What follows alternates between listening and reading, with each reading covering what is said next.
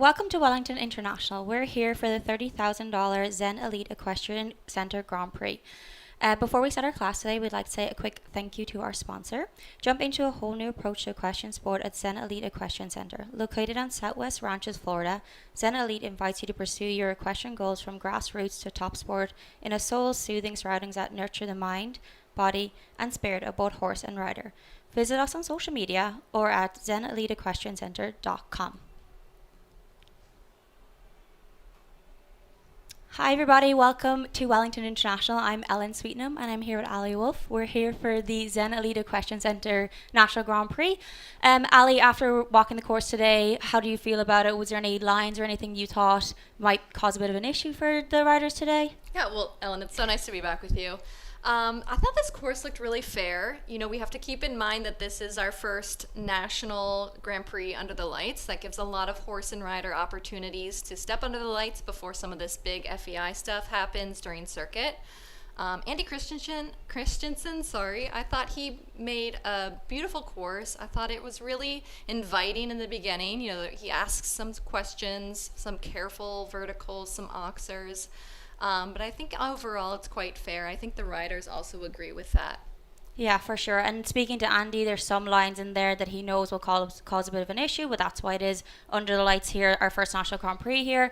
And, you know, time allowed was a bit of an issue yesterday in the meter 40, and it's something that he has noted here that there is lines and areas people can move up and, you know, get inside that time allowed, but it's definitely something people will have to have on their mind. Yeah, exactly. You know, there's a lot of places to flow along, a lot of places for the time allowed either to be made up or wasted.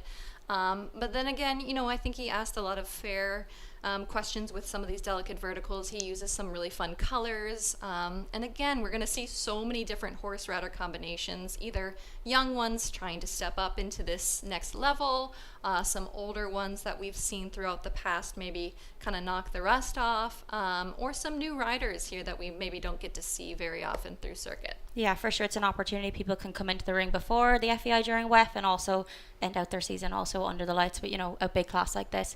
And then just looking at the order of go, starting off from the top, is there anybody you look at and you're like returning riders like Sydney Schulman is coming in. She's obviously a seasoned rider in this ring. You know, you have new faces in there, some returning. Anyone that you're picking out the, you know, ones to watch in this class? Yeah, I mean, you know, we always have our good riders, the ones we see constantly throughout circuit. Maybe they're pulling out some new horses. You know, Shane Sweetenham, we'll always see some new horses from him as well. But some familiar faces, Sydney Schulman, never to be overlooked, with her great partner, Villamora, so fast if they get into the jump off. Then we also have Alana Wagstaff that's really, really proven.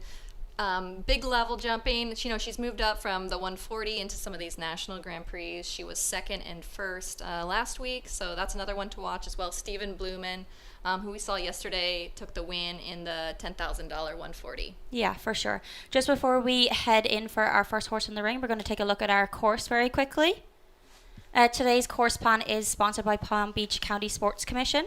So we will start at the Zen Elite Equestrian Center vertical at 1 and then just rolling past our in-gate here to the Palm Beach Equine Clinic Oxer at number 2. That'll be an oxer people will watch as they pass the in-gate.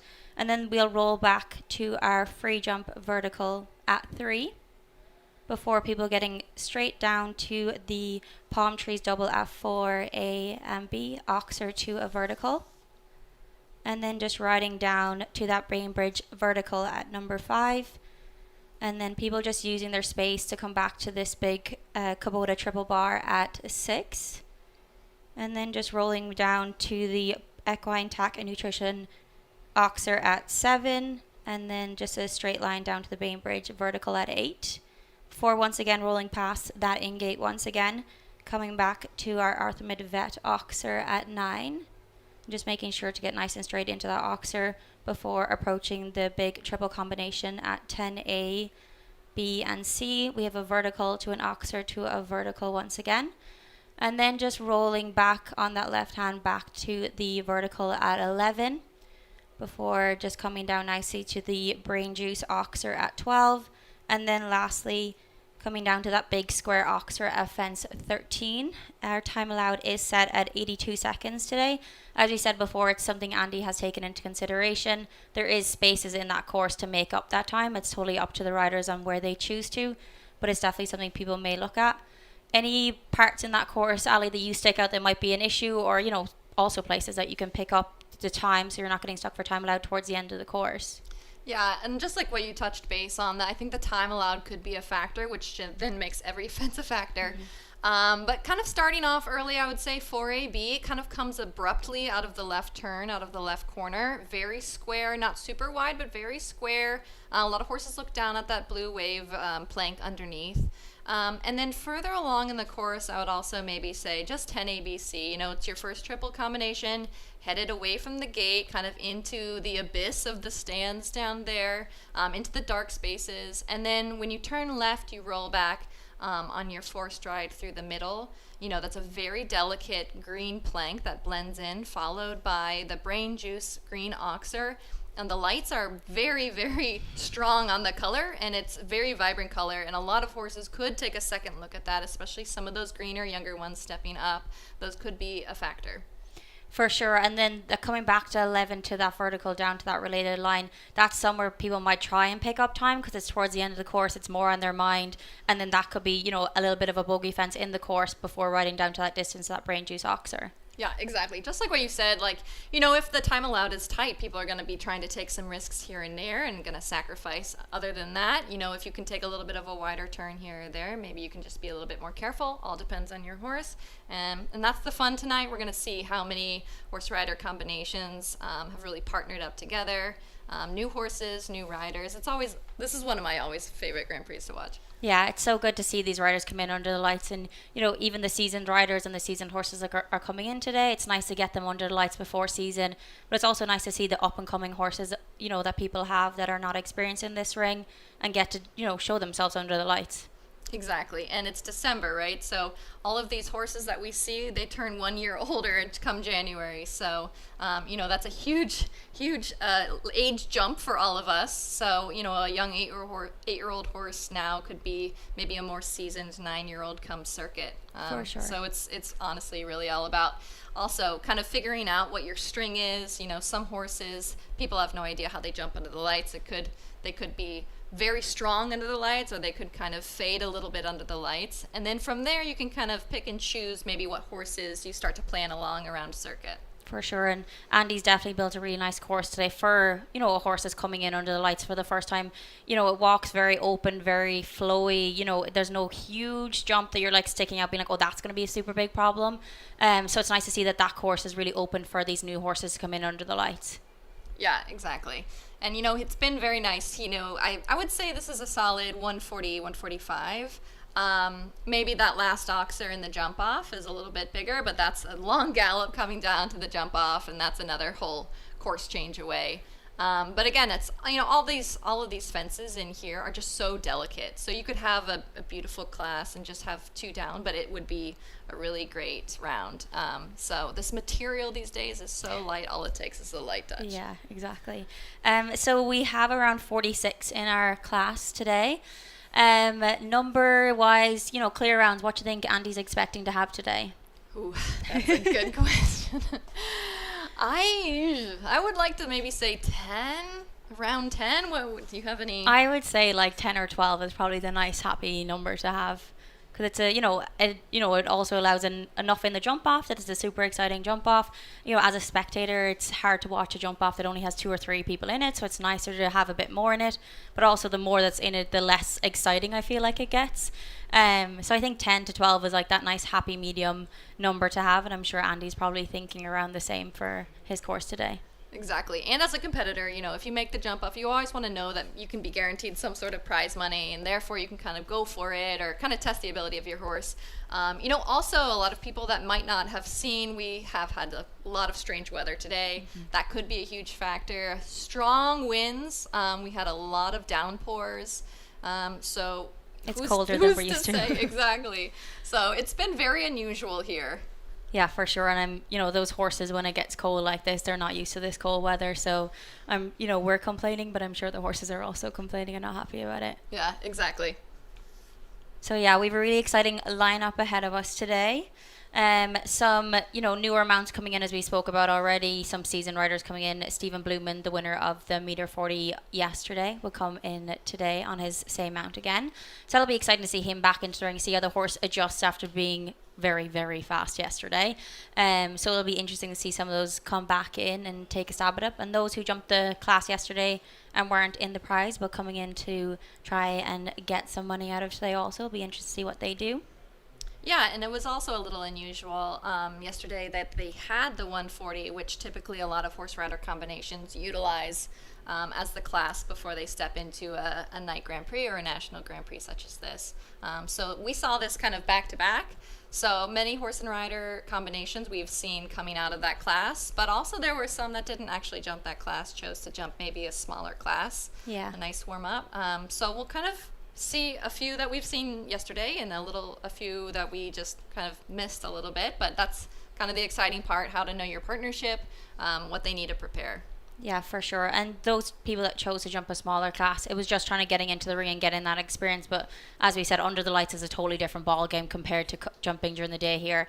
And as you said, the lights are particularly very bright this afternoon. And there you can definitely see the colors of these jumps that Andy has chosen to use are very vibrant and very noticeable, let's say. Yeah, very vibrant. And, they've done a great job, too, where a few times these past few weeks they have allowed some warm-up classes or some warm-up jumps under the lights just for you to get used to it. But this is really the first night class. So maybe a lot of horse rider combinations haven't actually gotten the chance to step in. And I believe this actually might be one of the last times you can really step into these classes or this night class before a circuit actually starts. Yeah, it's giving those people a new opportunity to come in under the lights and figure that out before, jumping those 3 stars and 2 stars here when WEF starts, because that's a big ask for, these horses to jump up a level while also going under the lights. Exactly. And, we noticed that Liverpool under 9, I think that's also going to be a factor. A lot of the lights kind of play off. There's actual water in that Liverpool. It's very shiny. It glistens, especially it changes kind of shape and color as the horse approaches. So I think that could also be a big factor with the monotoned rails as well. For sure. And I think something we noticed the last day was the white banners on the side of the ring with the white jumps next to it. So that Bainbridge vertical at 5 is white, and right next to that white banner. So that could be something that the horses look at. The light is very white and bright, so they're shining off the banners at the side of the ring as well. Yeah, exactly. And a lot of the, there's just so many optical illusions when you walk into this ring. You can come in and you can walk on foot and it's a little bit sunny, the sun is coming down. But then when you walk in for your horse, it's a complete different change of color. If you walk and you go late in the class, you're walking into a complete different setting than you walked previously. So it does take a little bit to adjust, even for your eye as a rider to adjust, and then let alone let your horse adjust. And typically you have a lot of vibrant life and audience going around. There's people cooking, so you have smoke coming up, there's entertainment. There's just so much going on that you just kind of take for granted. Or just people seeing this on live stream kind of don't really get the full view or the full effect of exactly what this feels like. Yeah, normally with a packed stadium and people walking all around constantly as you're in the ring, it's you never know what your horse might catch their eye on throughout the course, especially like something we might look at and find a little bit funny to look at. They could look at it in a completely different way. So it's interesting to see, we'll see as the course progresses and as the rounds go that there's going to be some jumps that horses look at it a little bit funny, some that we might have picked out and they might notice it all. So it'll definitely be interesting to see how Andy's course plays out tonight under the lights. It's really exciting. I think we have a really good lineup ahead of us and we're really looking forward to the first horse into the ring.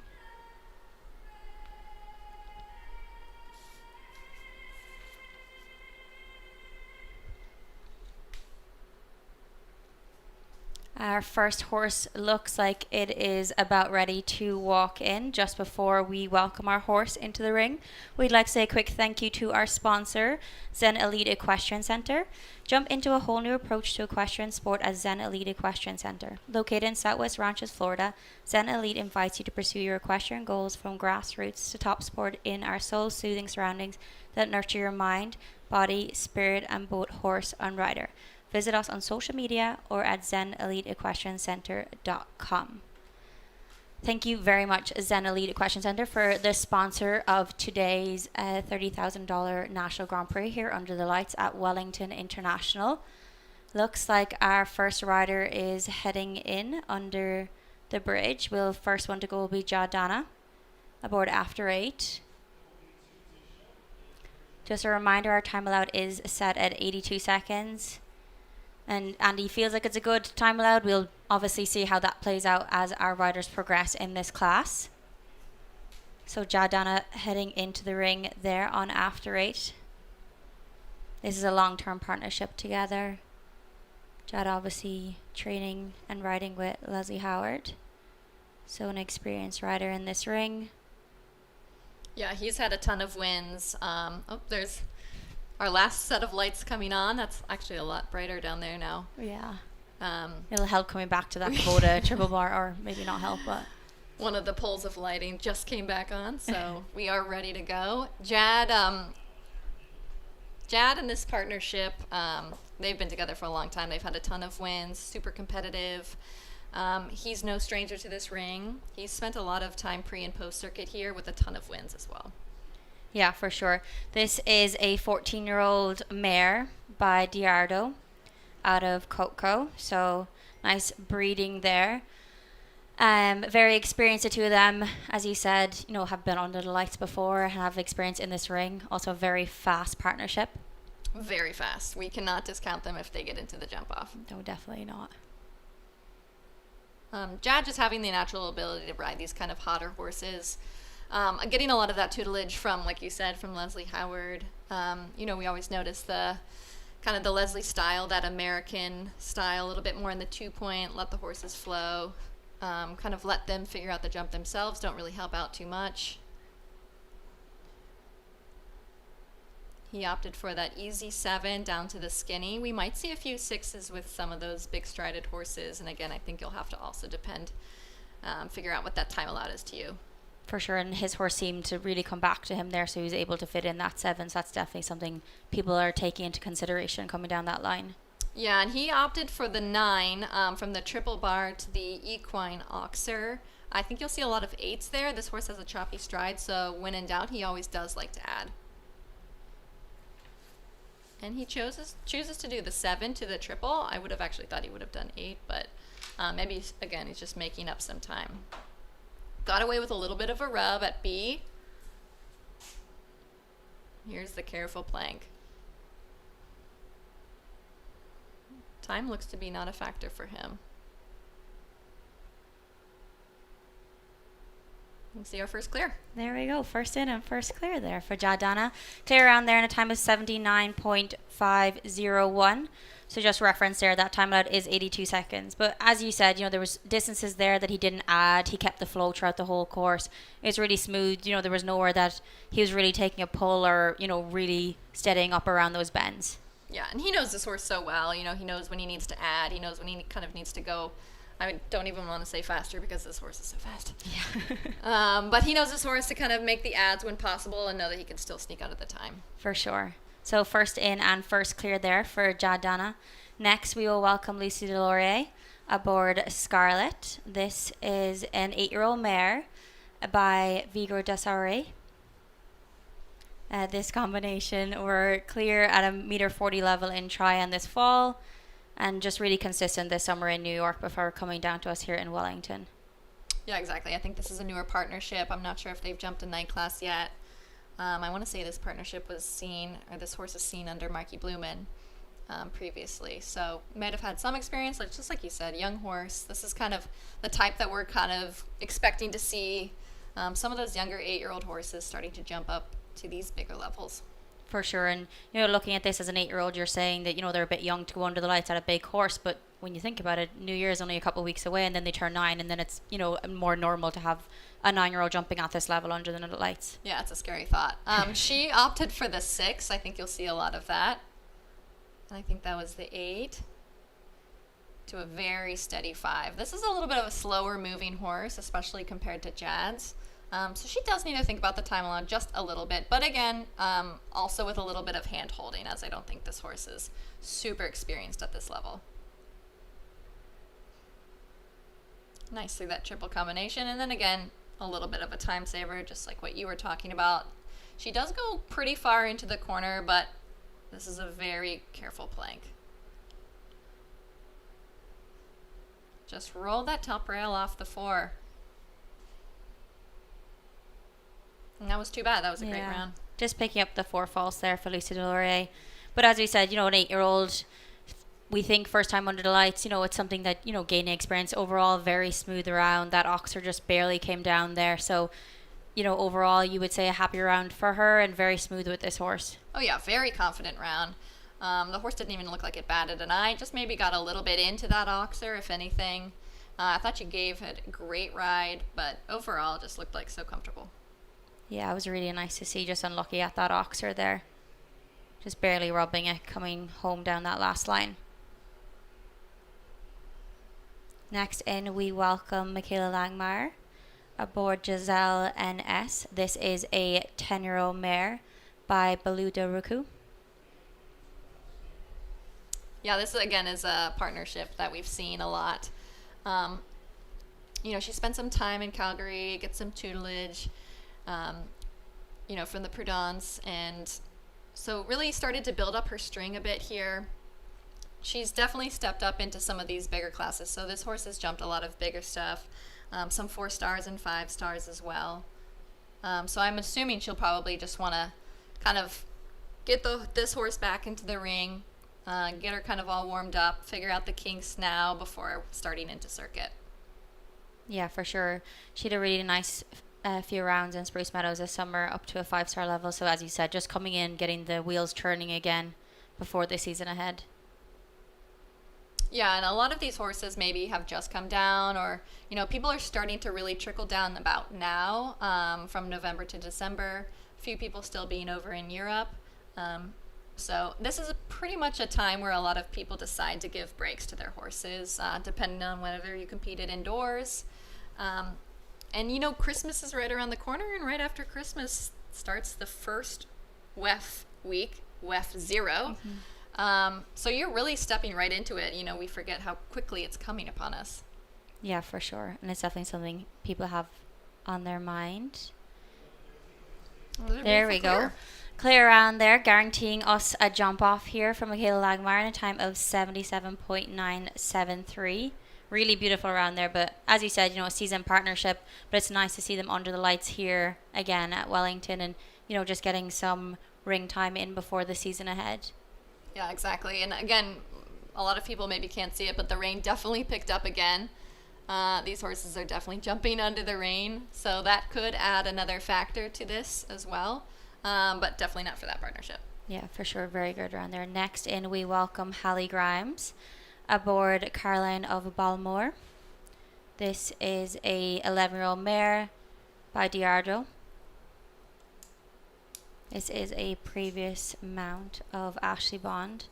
Ashley jumping this mare at the World Championships in Herning back in 2022.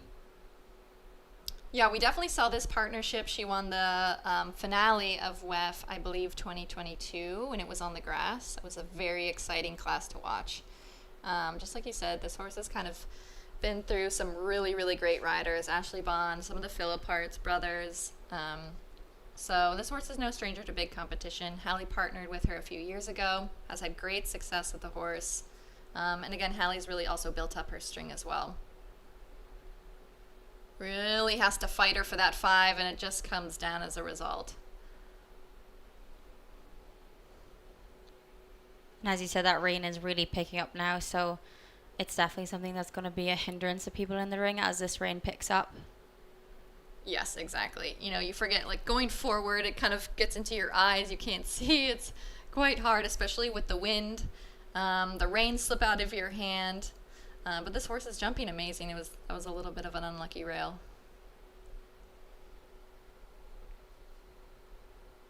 And it seems like the time allowed doesn't seem to be a factor. No, just the 4 false there for Hallie Grimes in a time of 77.732. Just unlucky 4 false there, as you said, coming down that line. Just rode it a little bit forward down. It's so hard to take that adjustment back to that big vertical. Yeah, and again, we talked about, a couple weeks ago about the pitch. You always forget or don't really see it on the camera. The way he designed this course, jumping the Kubota triple kind of rolls you into that equine oxer, and then you're going downhill to the Bainbridge vertical. So all these horses are a little bit on the forehand and a very short 5.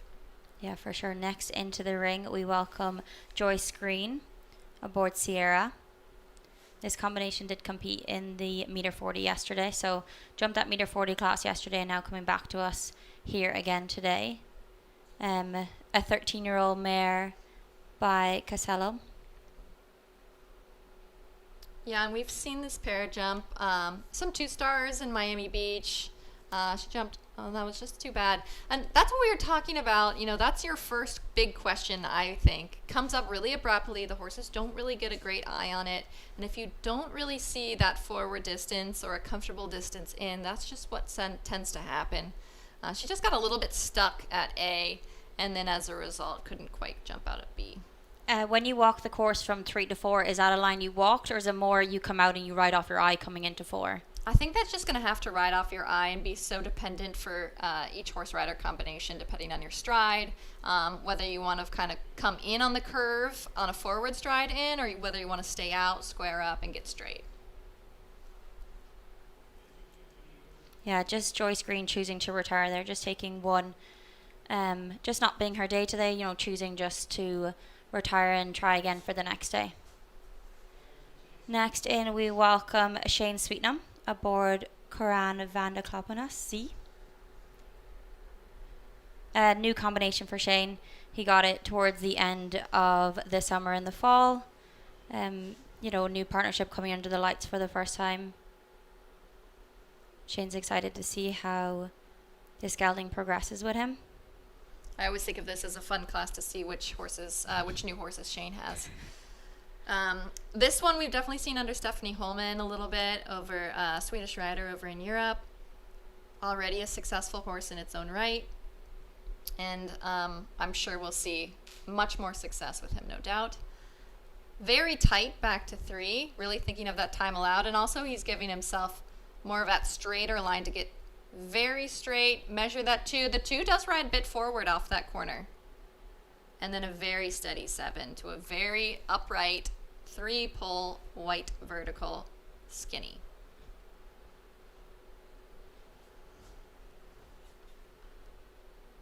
Flows down in that 8 there. Just really, again, very short 5 there. That's to really help steady her.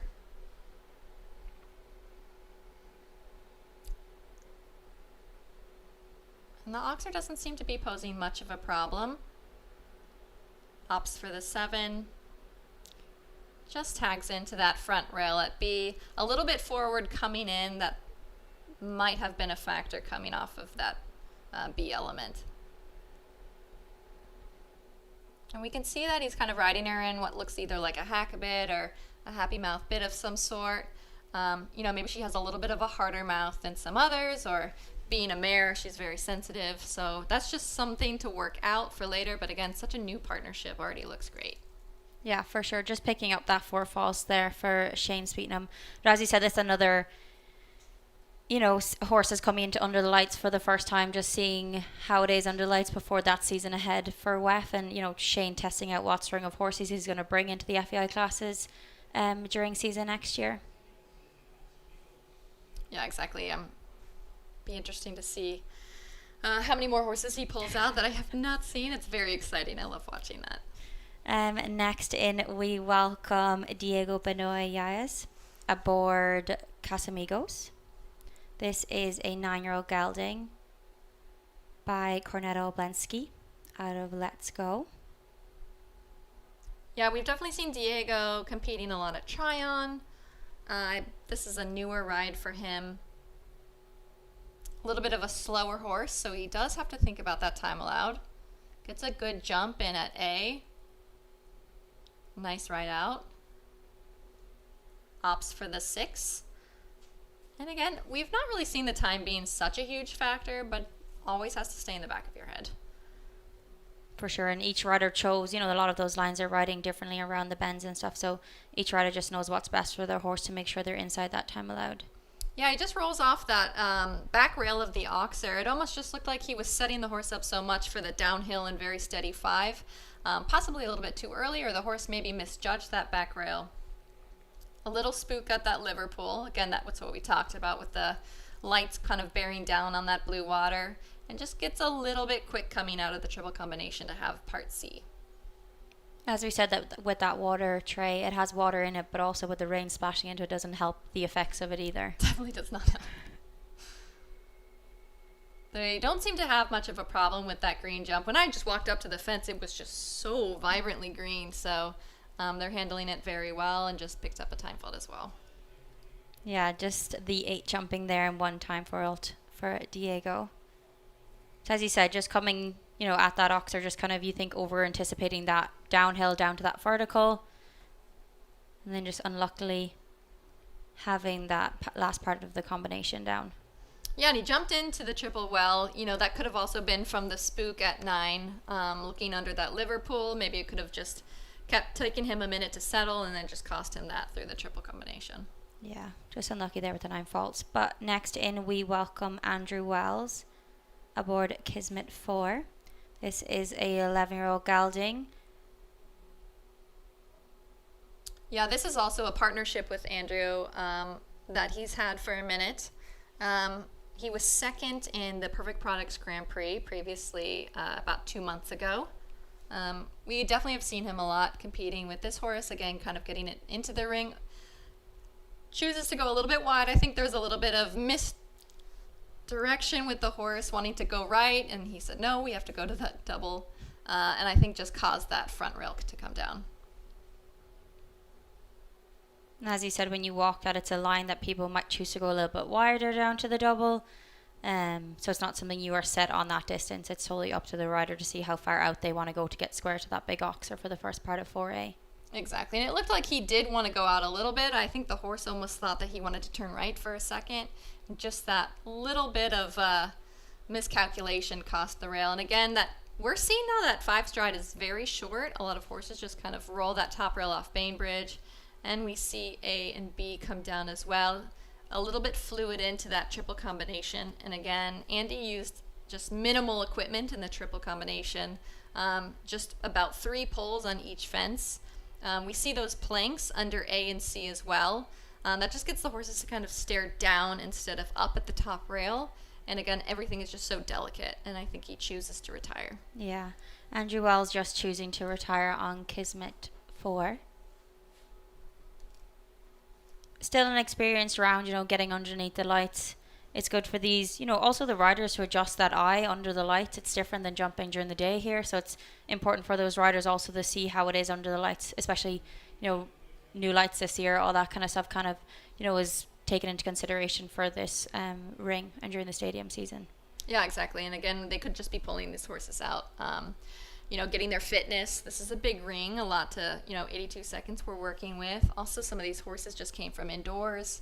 That's a very small ring moving to a huge outdoor. So it's just a big change. Yeah, next in we welcome Andreas Penne aboard Optimus Blue. This is a 16-year-old gelding by Choco Blue out of Gracia. This combination competed at the Pan Am Games back in 2023 together. Yeah, and we've seen some results from him as well. I believe he took second in the 2-star Grand Prix in Aiken in November during what Split Rock put on, as well as a second in the Grand Prix at Tryon during that 2-star in October. So he's no stranger to some of these upper level classes, and then maybe again getting back into the ring, getting the swing of things. Riding on that forward stride to the triple bar. big horse. He's going to really need to help set up for this 5. Does it nicely. As we said, like Michaela Langmeyer, an experienced horse and rider combination, just trying to get the wheels turning again before the season ahead. Yeah, exactly. He opts for the 8. It's going to be interesting watching different horse rider combinations choose 7, 8, depending on their horse, and whether that turns successful or not. Again, I think a lot of people are giving this plank a lot of respect. They're very well aware of just how little it takes to knock down, and he seems pretty okay on the time. Ooh, he's very fast. Coming home there clear in a time of 77.708. So giving us our 3rd clear. So joining Jad Dana and Michaela Langmeyer into our jump off of this $30,000 Zen Elite Equestrian Center Grand Prix. Time really doesn't seem to be an issue as of now. You saw he gave nice room back to that plank. But, time still was an issue, but he still had a nice canter down to that last oxer.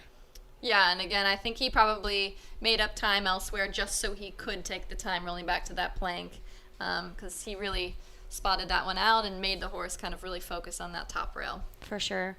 Currently in the ring, we have Jessica Mendoza aboard Hallier.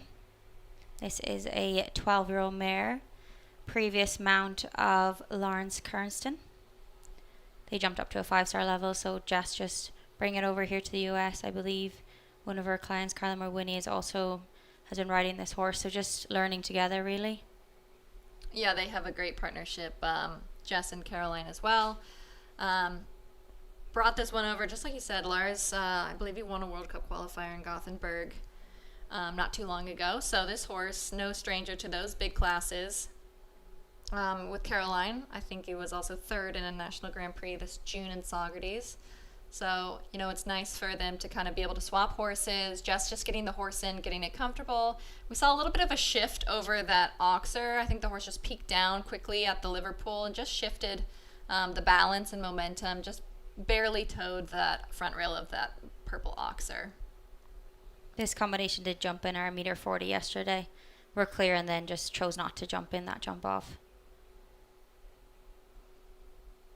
Yeah, and it'll be interesting to see maybe this horse is a horse for Caroline.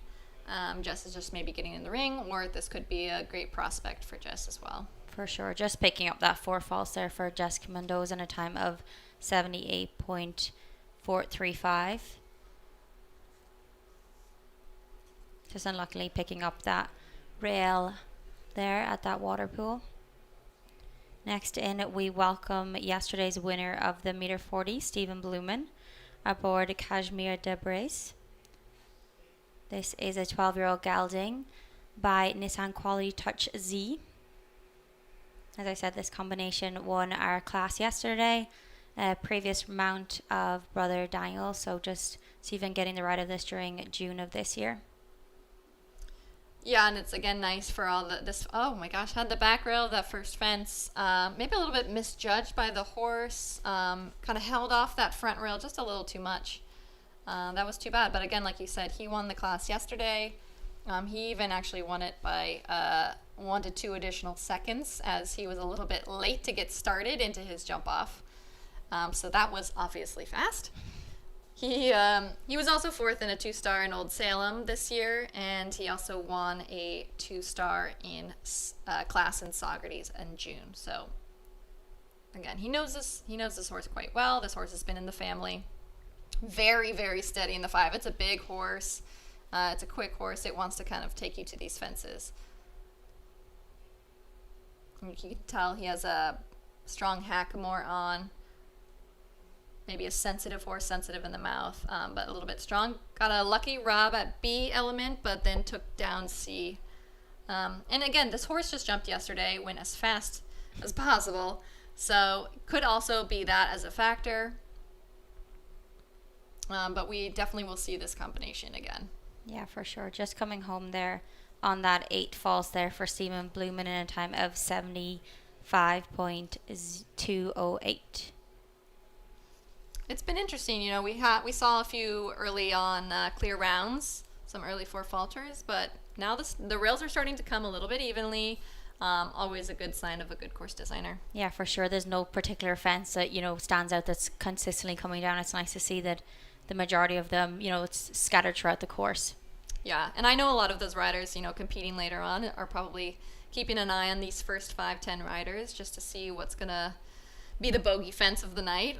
That Bainbridge vertical has come down a lot. The triple combination, very easy. So we'll see if there's more different fences coming on later in the evening. Yeah, for sure. Next in, we welcome Maggie Jane aboard East Lily ODF.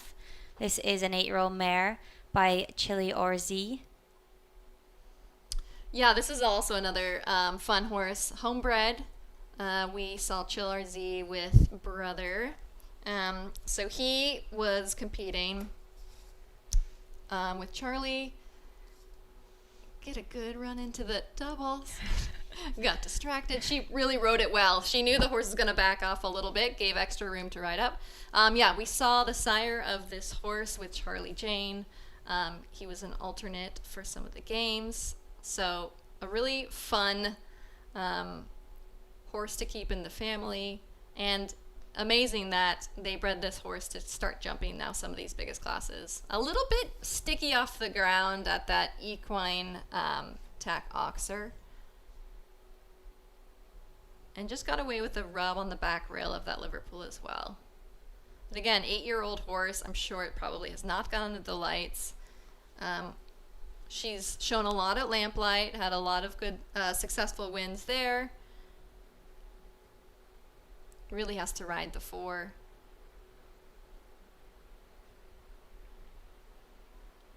Overall, I would say a very successful class for this young horse.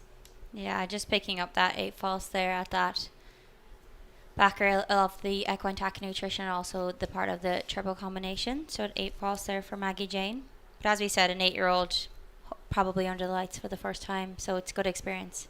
Yeah, and they do a lot of breeding as well, so it's always fun to see the future of their farm and their sport. And again, with some of these horses that we've seen in the past, with maybe Haley, Charlie, and so it's just, they've done a great job with their breeding program. Yeah, for sure. Next in, we welcome Jorge Mate on CCS Ucro. This is a 10-year-old stallion by Ucro. Yeah, we've seen this one previously with Billy Toomey, fantastic rider. With Jorge, he's been doing some of the 145, 150s. Again, I think just building this type of partnership. Yeah, I believe he spent his summer over in Europe just building that experience at a different ring and, getting that experience over there with this horse. Yeah, he actually rode beautifully into that 2-stride. Really measured that nicely. Coming out of that skinny. We haven't seen really any problems with the skinny so far.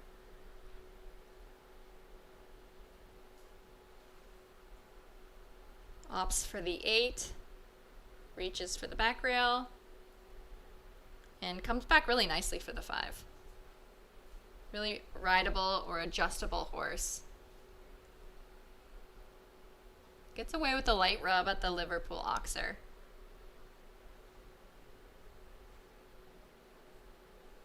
And figures it out through the triple. That was a beautiful ride through the triple combination. Sometimes those light rubs kind of help serve you throughout the rest of the course, as it's just a little reminder. Easy 4. When he has time. Mm-hmm. It was a beautiful clear. Really beautiful there. Clear around at a time of 79.576. So giving us our 4th clear, joining Jad Dana, Michaela Langmeyer, and Andrea Soto. I think they're kind of realizing that the time, while it should always be in the back of your head, isn't quite a factor tonight. And kind of planning some places where they are able to take a little bit of that time. Coming down into Wellington, Wellington International, known as, super competitive ring, course designers. You're always going to find a tight time allowed. So I think people are just always used to this anyway. For sure. Next in, we welcome Daniel Bedoye aboard Jumpstart Uno. This is a 10-year-old gelding by Numero Uno.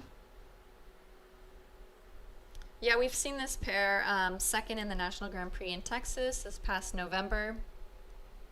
So definitely jumps a few of these classes, maybe not so much under the lights.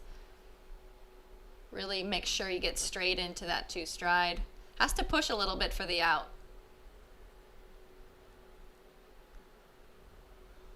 Gets that done with the skinny. Keeps moving along for this Kubota.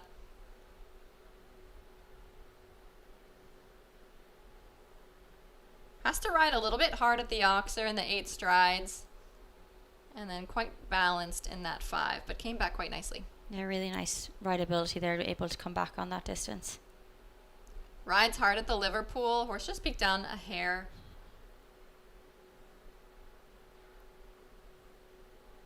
And manages to get back under control for that triple combination.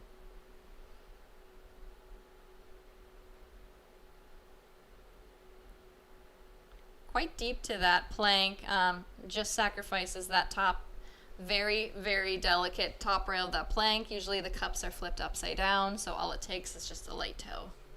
Yeah, just the 4th false there. Just watching his line back to that plank, he seemed to, just watching the tracks, it seemed to come a little bit tighter than most people did, or just the hoof prints that are on the ground. So interesting to see if that was the reason, or, you know, do people really have to ride out that corner to get straight to that big plank? Yeah, he got a little bit deep. Not sure if the horse was maybe spooking off of it, or maybe just not quite looking at that, maybe looking at the next oxer and just didn't quite pay attention to that top plank. Yeah, next in we welcome Diego Javier aboard Only UZ.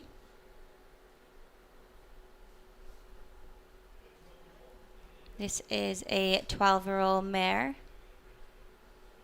This combination had a very consistent summer here in Florida, jumping a few of those national Grand Prix that were here and both in Ocala. Yeah, we definitely have seen him around for some of those summer or fall series. I think he was second in one of the $10,000 140 stakes here about last month. I think a lot of these riders have definitely seen that 4AB is something not to be taken lightly. You can really see them getting in gear after fence 3, kind of revving up or going into a corner, getting super straight, not taking that for granted. This is quite a hot horse, so he's just kind of fighting a little bit to keep it under control, keep it relaxed.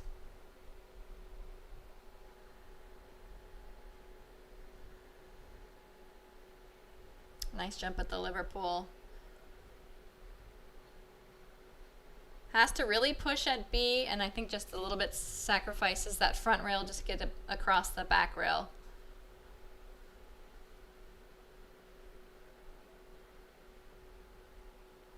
That 4 strides is actually riding a little bit longer than it walks. It does come off a shorter turn, and a lot of riders want to balance to the plank, therefore creating a little bit of a longer distance to that oxer. But again, the oxer is proving not a problem. Yeah, just picking up the 4 false there for Only UZ.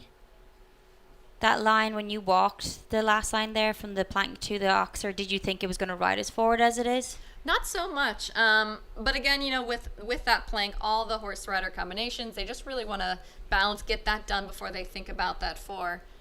We've definitely seen in previous courses going through that middle line some 4s where it does prove a little bit more difficult, a little wider of an oxer, bigger of an oxer, but these horses seem to be very okay with that very bright green oxer. Yeah, for sure. Next in, we welcome Alana Wagstaff aboard Great Things. This is a 12-year-old mare by President out of Tulada. Yeah, this is a one to watch, this horse rider combination. She's been on fire, pre-post circuit, won a ton of 140s. I believe she was second in the Grand Prix last week. Knows this horse so well, and in saying that, she just has the skinny. That's the first time we've seen that one come down.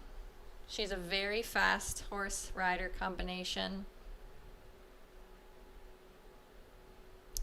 You know, I don't know if she's jumped under the lights yet, but she definitely lets this horse travel with pace behind it, peeks down at the Liverpool, gets a little bit deep there, and just rolls off that front rail.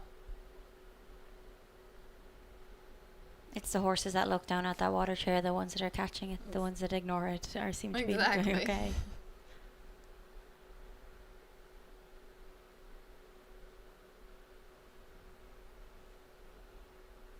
Gets the attention back for the 4, and then just tries to manage the stride for the last. That was too bad. Yeah, just picking up the 8 falls there for Alana aboard Great Things.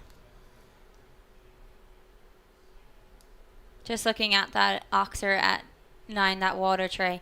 As you said, the lights are glistening down on it. People aren't, the horses are coming to it. It rides nicely off that in-gate, but, as soon as they look down at something that's glistening back up at them. Exactly. And the water tray almost looks like it's set behind the poles. It's right at the vertical of all 3 of those purple rails in the front. So while they're looking down, maybe their balance is getting a little bit lower and therefore tag into the front rail. Yeah, next in we welcome Canada's William Martin aboard Total de Rev Nove. This is another horse we've seen with previous riders, Francisco de Azevedo, as well as Jos Verlooy. So great tutelage for this horse. With Will, we saw it second in one of the 140s in the junior amateur ranks in November. I think also a newer mount for him as well, just kind of trying to figure out the buttons on this horse, possibly a first night class as well. But Will, no stranger to these night classes. Really jumps nicely into that 2 stride.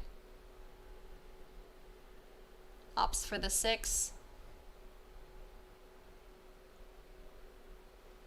And then keeps moving to the Kubota. And chooses the 8. It's going to be very steady in the 5.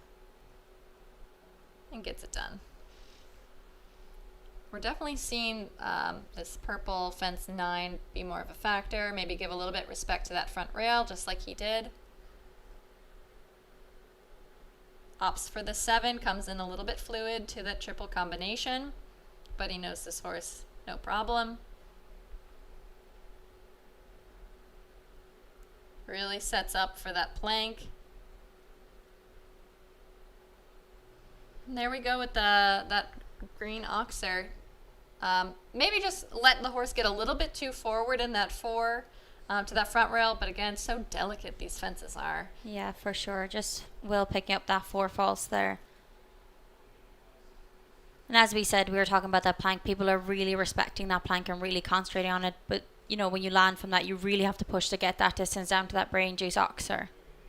Yeah, exactly. And again, I think some riders might think that the horses could stay off of the bright green oxer. It does have 2 planks underneath as well, something that the horses do tend to look at as well. For sure. Next in, we welcome Ireland's Kevin Gallagher aboard Ballerina Home. This is a 10-year-old mare by Baloo out of Costello Home. I think a newer combination as well. We saw them take 4th in a 145 during the 3 star at Split Rock, Kentucky in September. Yeah, I think they had a bit of a break after their summer in Kentucky and just coming back now here to Wellington and just preparing for the season ahead. Yeah, and this horse jumps in beautiful style. And again, the time allowed, now they know that it's not a huge factor, so just nicely coming around to the triple.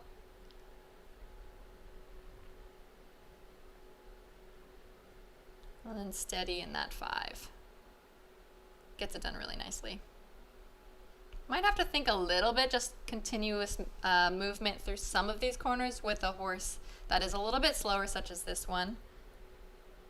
But Kevin is a fast rider. Not super worried about his knowledge of the time allowed. And I'm sure, he came nice and tight back to that plank. Something to notice coming back over to that plank down to that distance to the Bainbridge oxer, or the Bainbridge, oxer. Yeah, and still some room to spare. Really nice there, clear for Kevin Gallagher in a time of 80.585.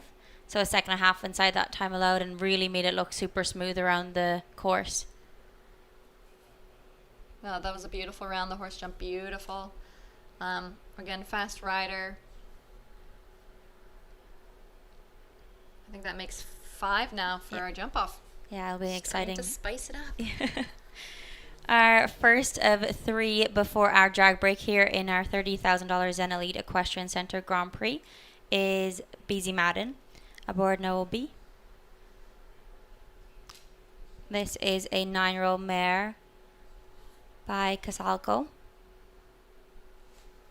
Yeah, again, a younger horse, not extremely seasoned to some of these night classes, but we have seen her step this horse up into some of those FEI classes, third in the 2-star Grand Prix in Traverse in September, and obviously no introduction needed for Beezy.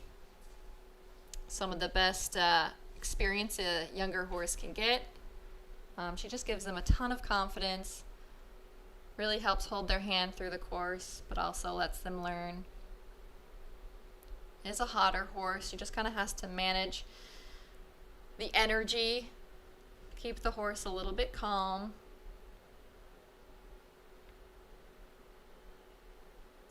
And just gets a little bit wiggly in the 5.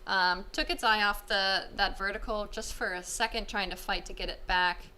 Barely rolled off that rail. Opts for the 7. Gets away with a light rub at B.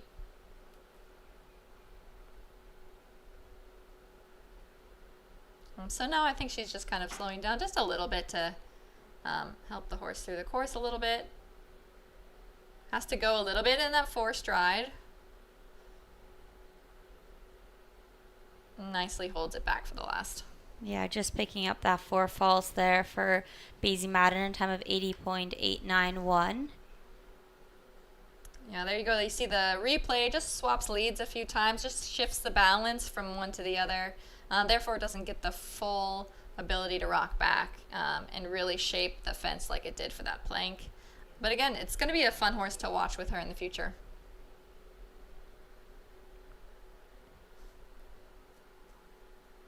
Yeah, definitely an exciting mount for Beezy to bring into the ring in the future. Next in, we welcome Michael Fatoso aboard Oberon. This is a 10-year-old gelding by Game Boy out of Ilana. Yeah, Michelle's partnered with this horse for some time now. He said he likes to say that he started this horse in the .90s and took it all the way up to their first 3-star class together. He was third in a 2-star 140 in March here in Wellington. This is his first night class.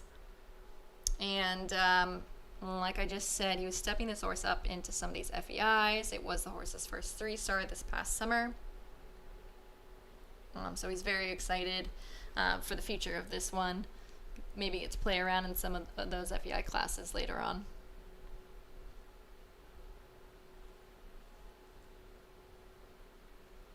Really has to fight to get that 8 strides and a little bit for that 5, but gets it done. Michelle's just a very smooth rider. A lot of horses tend to like him. He doesn't tend to take away much from the horse, but does get a little bit deep into that front rail. And again, like we've seen, that comes a little bit hot into that triple. Gets away with it though.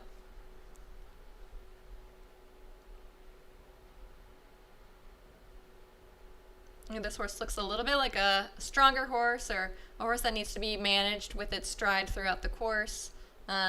So when you come on a stride, a little bit of a half stride, really has to fight to help support that balance of this horse, but overall very good. Yeah, just unluckily picking up that 4 faults there for Michelle Fatosa.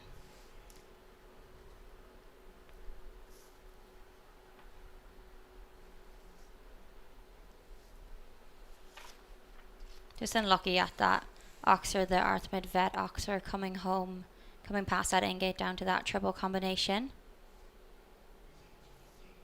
We have seen 20 so far with our 5 clears. Jadana, Michaela Langmeyer, Andreas Pene, Jorge Mate, and Kevin Gallagher. So exciting lineup so far. Nearing our halfway mark here in the course. 5 clears seems like a nice number so far for the first half of the course. I feel like we're right on point for our 10 to 12. I like the ballpark that we gave ourselves. We're going to feel great if Yeah. we get this right. But we still have a lot to come. A lot of seasoned horses or riders, and a lot of new ones, new partnerships. That's always exciting and fun to see. There you go with those 5 clear rounds. We still have another 20 to 21 left as we take a break. Yeah, for sure. And it's interesting to see that, normally in a Grand Prix, it's reverse order of the qualifier. So you would say, the better amounts or the amounts of place the day before in the qualifier, the 2 days before, are towards the end. But today it's not the case. It is spread up to around anybody that's entered. It was evenly distributed. So interesting to see that it's not just like the stronger end comes at the end. Exactly. So, we'll see it across the board. Like we saw a few too early clear rounds in the beginning, then a few spaced out here and there. Like you see in the corner, Jad, Michaela, Andres, Jorge, and Kevin. We still have one left. Our last in before our drag break here will be Rachel Prodley aboard Petit Four de Warsaw. This is a 9-year-old gelding. I believe Rachel is over here training with Richard Howley at HK Horse Stables. This combination were the winners of a 3-star in Oliva this fall in Spain before coming over to us here in the US. Yeah, and I think this horse also had some rides from Richie as well.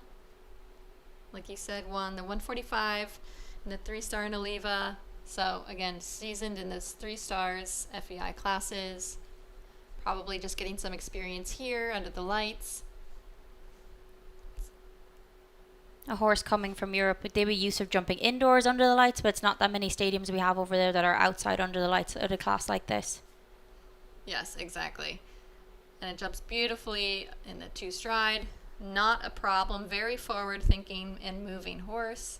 Just tags the back, tags the rail of the skinny with its back legs. A little bit on that forward 6 strides. This horse just kind of looked like it really takes you to the jump, away from the jump and over the jump. So always having to kind of maybe focus on the balance in the front.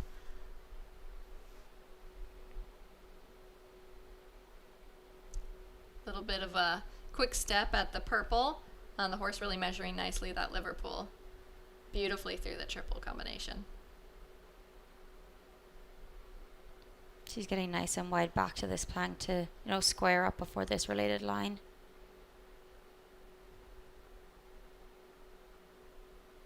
Yeah, and the horse jumps these fences easily. So, again, I think this is more of a warm-up for her, and I definitely think we'll see her third circuit. Yeah, just picking up that 4 false there at that Bainbridge skinny at 5.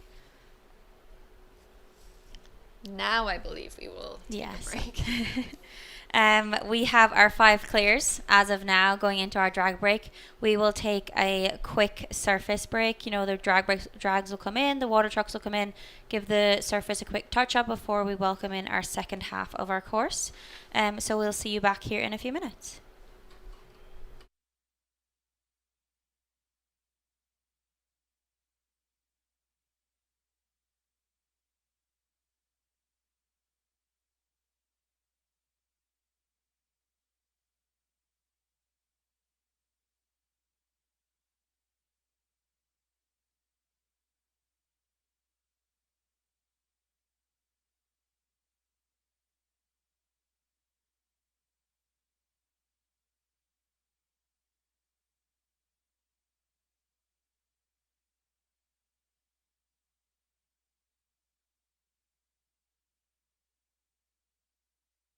I'm an athlete, but I don't play with sticks or balls. My equipment breathes. It has a heart and a mind of its own. My equipment has good days and not so good days, and it's my job to be okay with both. Because my equipment works with me, not for me. In the saddle, our hearts sync and we become one. My equipment is my best friend. I'd do anything for my best friend. Ask your veterinarian about Arthromed Vet for joint health.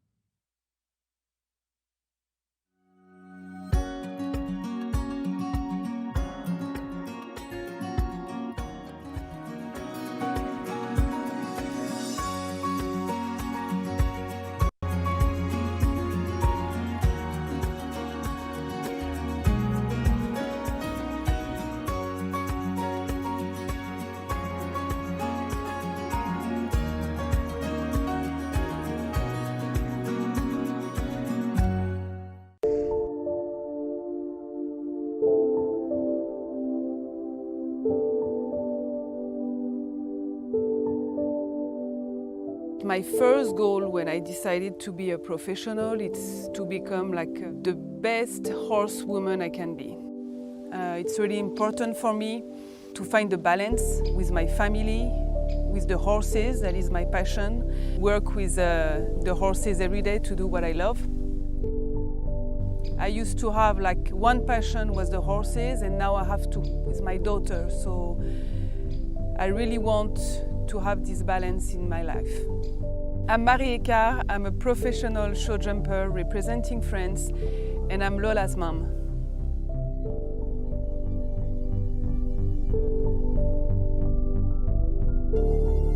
Be mindful, be present, turn on your brain.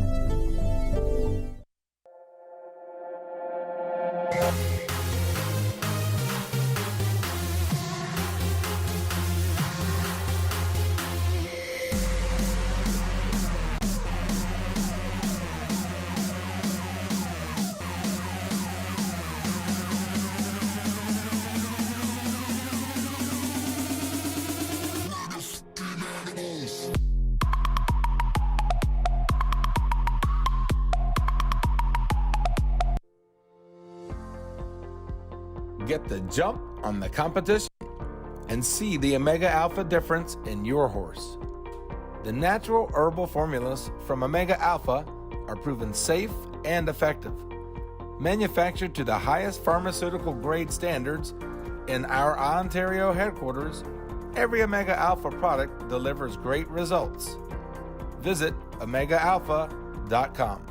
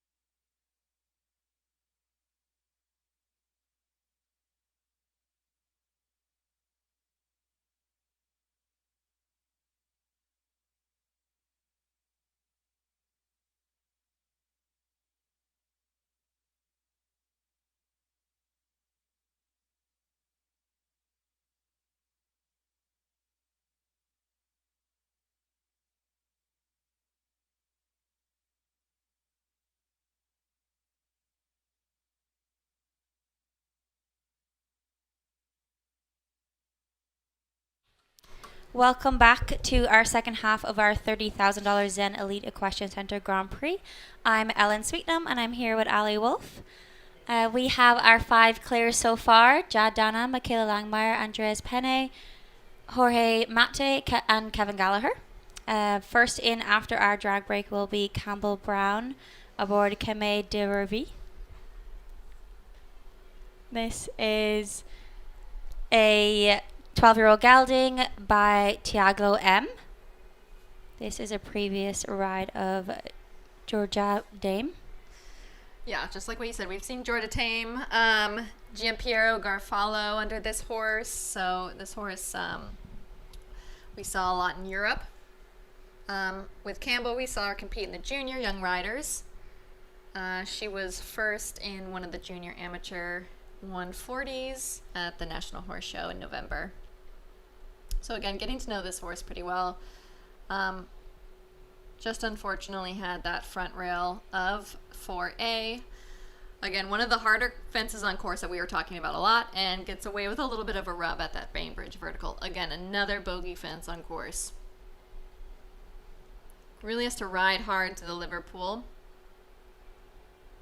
And then continues a little bit in that 7 strides up through the triple combination. Light rub on C coming out, but it stays.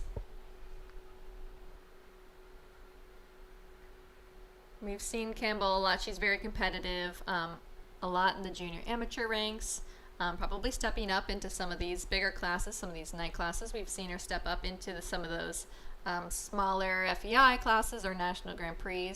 Still a very young rider, so I'm sure we'll see a lot more of her. Yeah, for sure. Just picking up the 4 there for Campbell Brown.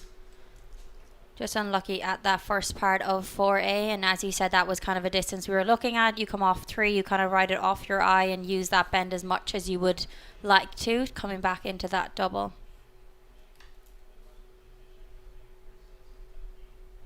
Next in, we welcome Daisy Fairsh's first mount of 2 today.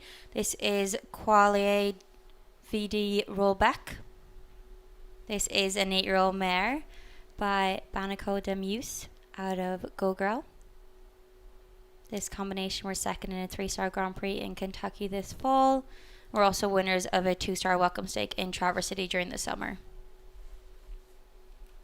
Yeah, we've seen this pair a little bit throughout the summer. Still a young pair, young horse. I'm sure this probably is their first night class as well. Daisy already having a few horses, or well, we'll see later on in the class. That's a trusted partner of hers doing some of those big 5-star classes we saw last year. Getting very steady into the 2-stride here. And then opts for the 6 out. And the nice part about these classes too is that these riders are able to take another horse in as well. Whereas some of these FEI classes with so many riders, you are only allowed 1 horse per rider. So some of these riders are allowed a second chance for this clear round. Really has to steady, rock the horse back for this Liverpool oxer. Fights for the balance just a little bit into that triple. Gets away with a light rub at B, but still clear. Has to fight a little bit in the mouth with this horse. She just wants to go very forward. Still fighting a little bit for that 4th stride. And like we've seen, time doesn't really seem to be a factor. Hard rub on that back rail of the last oxer, but gets away with it. Really nice clear for Daisy Farish, giving us our 6th clear in today's $30,000 Zen Elite Equestrian Center Grand Prix. So giving our first clear after that drag break. Next in, we welcome Celso Ariani aboard Faco della Nutre. This is a 9-year-old gelding by Zandaro. This combination have jumped up to a 3-star level together and jumping clear at that 3-star Grand Prix qualifier in Ocala during the summer. Yeah, Celso, again, no stranger to this ring. Bringing some of these horses along through this ring. We saw him a lot in Kentucky. Just kind of getting to know some of these newer partnerships. Again, a little bit of a younger horse. has to kind of go a little bit forward through that two stride. The two stride we do see riding a little bit on the longer side. Another forward thinking horse. Just lets it continue through that triple, a little encouragement up and across. And we see this horse kind of go in a hackamore. So a little bit of a sensitive horse, shorter strided, very quick. And he's just giving some encouragement, some confidence around the turn. A lot of confidence, encouragement to this. Liverpool gets away with it.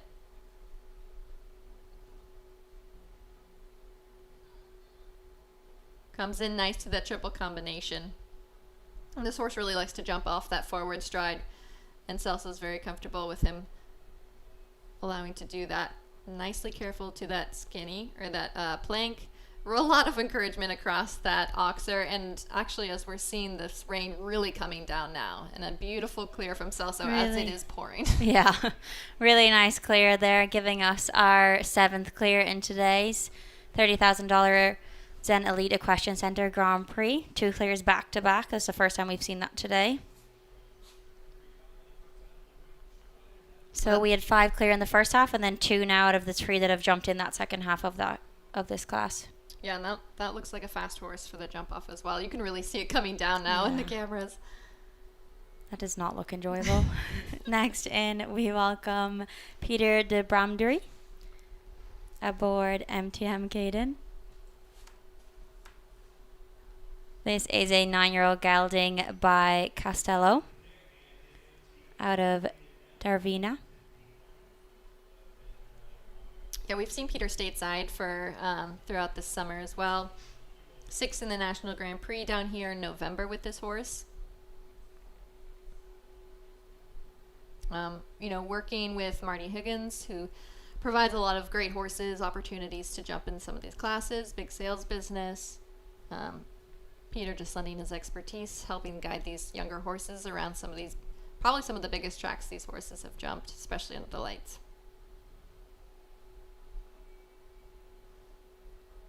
Really nice in that 2 stride. Fighting to get the balance back in the 6. We've not really seen this Kubota be an issue at all. It is a bigger strided horse. Opts for that 8. Really has to fight to get that 5 back, and just does it in the nick of time.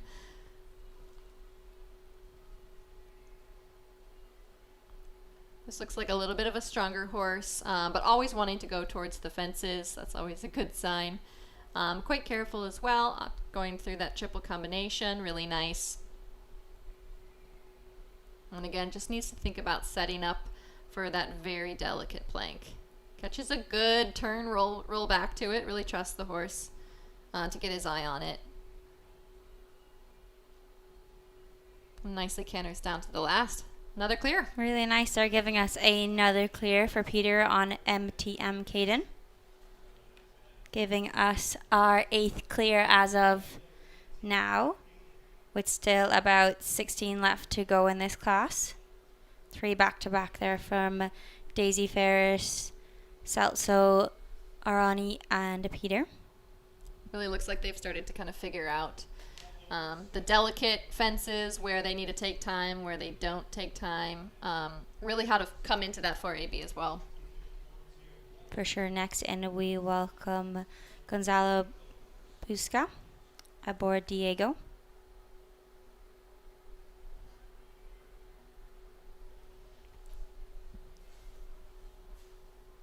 Yeah, this horse we've seen previously under Jerome Gary. So another great rider, developing some of these horses. He previously took 6th in one of the 145 welcome classes at the 3-star in Split Rock, Kentucky this October.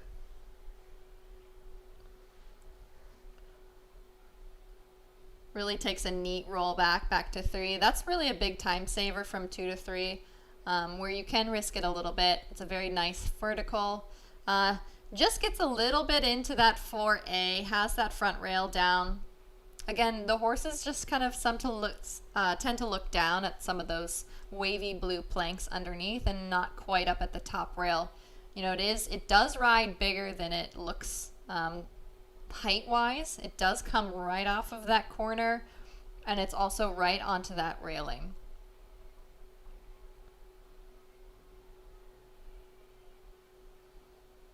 No problem for the Liverpool.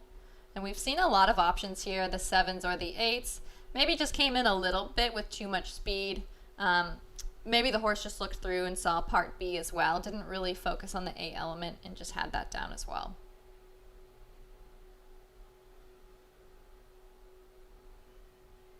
No problem for the 4. And nicely continues down to the last fence. Just picking up the 8 faults there. That line from, down to 4A, you think it's something people are taking into consideration that, some of these jumps have big gaps in them. Not all the poles are stacked together. There is gaps in between those planks and those poles. So, the horses are able to look through a bit more. Yeah, and if you're looking directly at that triple combination A, B, and C, there's a lot of poles to look at, just like you said, between the gaps. It's so airy, so spacious between the first pole to the middle pole. And so through those gaps, you just see all C, B, and C. Mm-hmm.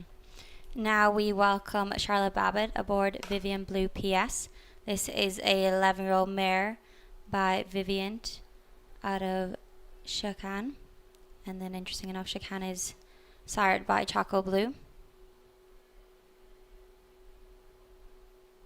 Really figured out that 2-stride. Opts for the flowing 6.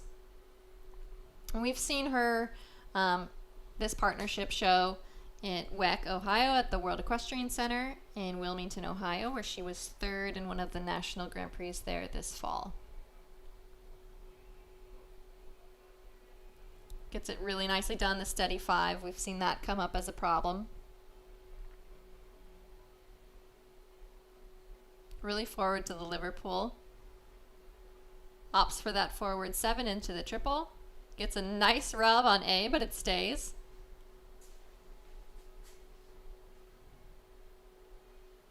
And she carries a nice continuous pace around to this very delicate plank, measuring the 4.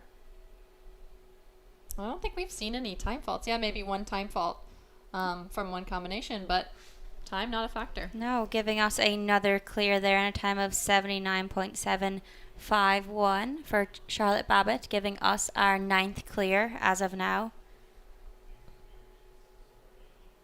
Yeah, the second half, they've really stepped it up. They're on fire. I don't know if we'll be correct anymore. Yeah, we have that 4 clears so far out of the 6 that have jumped in the second half of the course. Good lineup so far. We have a nice number so far for that jump off with our 9.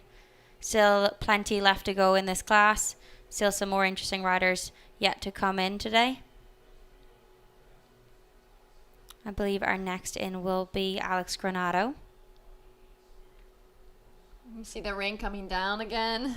Yeah. Or just continuing. Next in, we welcome Alex Granado aboard Rock de la Coste. This is a 8-year-old gelding by Rockland out of Bianca Norgard. Yeah, we saw Alex take the win in the 3-star Grand Prix just a few weeks ago. Aboard this horse, this younger horse, he was 5th in yesterday's $10,000 meter 40. This horse is very new to this level, has only done 1 or maybe 2 national Grand Prix before this in Michigan. This is definitely his first time under the lights. And, that always changes the game. Especially with the rain. An added factor into it. Exactly. We haven't seen 2 come down very often, actually. But it is really hard to see. It's a black pole with gold on the outsides. And it is jumping right into the stance, which are black. It's very deceiving. It just struggles a little bit in that combination that we were talking about. Studies that front rail at A and just has the back part down. Opts for the 7 instead. The horse just looks a little bit wary tonight, like he's really studying the fences. Maybe needs some encouragement to keep forward momentum. But again, this is his first class under the lights. 5, no problem. Really starting to get into the swing of things now. And again, a lot of, while everybody goes to compete in these classes, these classes are also used just to determine how far along these horses are, where progress still needs to be made. And already, you can see the confidence building throughout this course with this horse. And as you said, Alex hasn't jumped many national Grand Prix with this horse. So it's stepping up in height-wise, but also stepping underneath the lights and looking at all those, those very bright fences under the lights, as well as the rain pouring down doesn't help situation either. Exactly. And, picks up a few time faults, but from the beginning of the course to the end of the course, I would say that's a successful class. You saw such a change in the horse, a little bit stand off some of these fences, and by the end, really confident, straightforward, dragging him to the fences. So I would say that was a great class for him. Yeah, just picking up the 8 jumping there for Alex, and plus 3 time faults here for Alex Granado. Next in, I believe we will welcome Sarah Hubbard aboard Chapardy. This is a 10-year-old gelding by Sinan out of Capardy. It's always a shame having the first fence. The horse just maybe looked a little bit too at the first fence. Just a little bit too forward into that front rail. Just didn't quite judge. It is a very spooky first fence. Black poles with some orange with the Zen Elite logo on it. Horse just having a look at some of these fences also, as well as 4A. Opting for that 7 strides. And Sarah does a nice job developing some of these horses that move along further to careers with juniors or amateurs. She was 5th in the Welcome and the National Grand Prix in Saugerties in August. We also saw this horse under Richie Howley, who I feel like we've named a few times tonight. Richie's very good at, developing those young horses into, selling them over to the States or into Europe somewhere, but he's really good at developing those young horses up to this level, and also a very keen eye for a good horse. Yeah, and Sarah's really fighting to keep this horse straight and continuous. She did a great job, a really confident ride to that Liverpool where the horse really wanted to step back and study it, really forward for, the horse is a great jumper. Gets a little bit squirrely maybe sometimes under the lights through that triple combination. She was great with her balance to keep the horse straight. And it's a very careful horse. That was just too bad for that first fence. Yeah, just unlucky picking up that first fence. So just coming home on that 4 false there for Sarah Hubbard.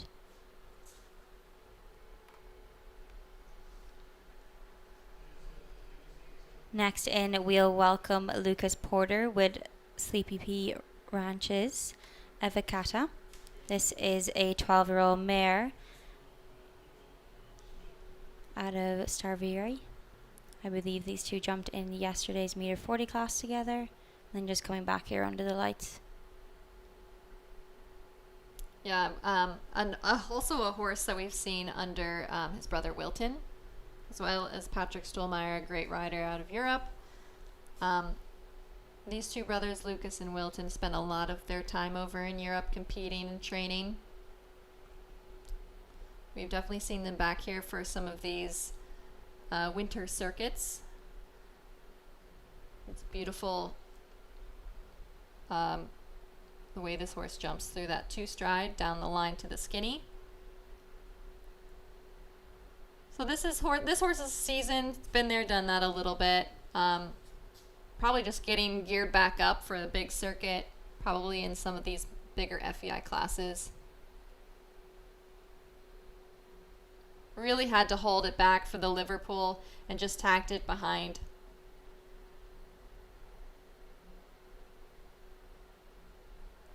When we continue so much throughout the summer and the fall, and then everything kind of rolls into one big competition series and summer season, then these horses don't really get that many breaks or get to jump so many classes that are a little bit smaller than usually what they're used to, some schooling classes, and that's always so handy, especially a class like this where this horse obviously has been there, done that, seen these big jumps, gets to step down a hair, maybe just work on some rideability, or just let the horse just jump naturally out of rhythm and let him make a mistake or two on his own, and that really I think accounts for a lot. Yeah, just picking up the 4 falls there for Lucas Porter. And as you said, they do spend their summer over in Europe. So the horses, they fly back from Europe. That obviously takes a toll on the horse's body as well. And then just taking that break before, the season ahead of here in Wellington. Next in, we welcome Daniel Bedoye aboard Heritage MBF. This is a 9-year-old gelding by Eldorado van der Sukkel. Family affair tonight. We saw Diego earlier. It's always fun to see. We've definitely seen this horse previously, actually, under Derek Herons. And with Daniel, we've seen 3rd place in the 145 2-star Grand Prix in Tryon this October. Yeah. So already having success with this horse. I believe this horse jumped at the Young Horse Championships in Lanaken back in 2021 with Jason Higgins. So, a seasoned young horse and then stepping up the ranks coming over to the US. It's always fun to follow the travels of the horses and really get to trace them back all the way to their young roots. He really had to fight hard for that Liverpool, but got it done. Really fighting through the triple. Got that done as well. The rain is literally pouring sideways. I think it's hard to see on camera how bad it actually is here. These riders are just, hanging on and trying to see through this. And he's doing such a great job. Just squeaks under the time allowed? Yes. Yeah. Another clear round there in time of 81.737. For reference, that time allowed is 82 seconds. But interesting to see, there wasn't any part in the course you thought he was way slower or took his time too much. It was just the way the horse goes and is a little bit slower moving.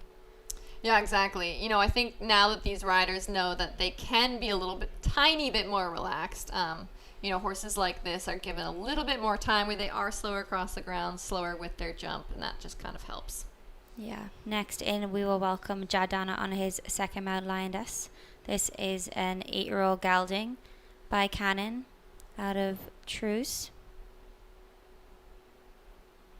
Jad, who led us off, we saw with After 8. Again, another fast rider. Fast horse as well. We've seen Jad spend some time here during the summer. He won a ton of classes, including first in 2 of the 140s here in Wellington during September and October shows. Opts for the continuous 6 down to the skinny. And with a horse like this, you really don't need to worry so much about the time allowed. It's really just about containing the energy. Ooh, flew down to the oxer and just caught up with him a little bit. Maybe too much of that forward stride. And again, catching with the back feet that Bainbridge vertical. Jad really having to ride hard at the Liverpool. Horse just peeked down a little bit, but he got it done. And just had A and B as possibly a result. The horse just doesn't look super comfortable yet under the lights, or maybe a little bit timid or nervous. So just having to ride with a tiny bit more pressure probably than he's used to. But again, at that point, just instilling confidence in the horse's success. Finishes nice. Yeah, as we said, still an 8-year-old, one of those ones turning 9 at the start of the year in a couple of weeks, so just getting that experience under the lights here, just coming home. Yeah, the hardest part with, the rule of every horse, regardless of their month of birth, all turn 1 year older January 1st.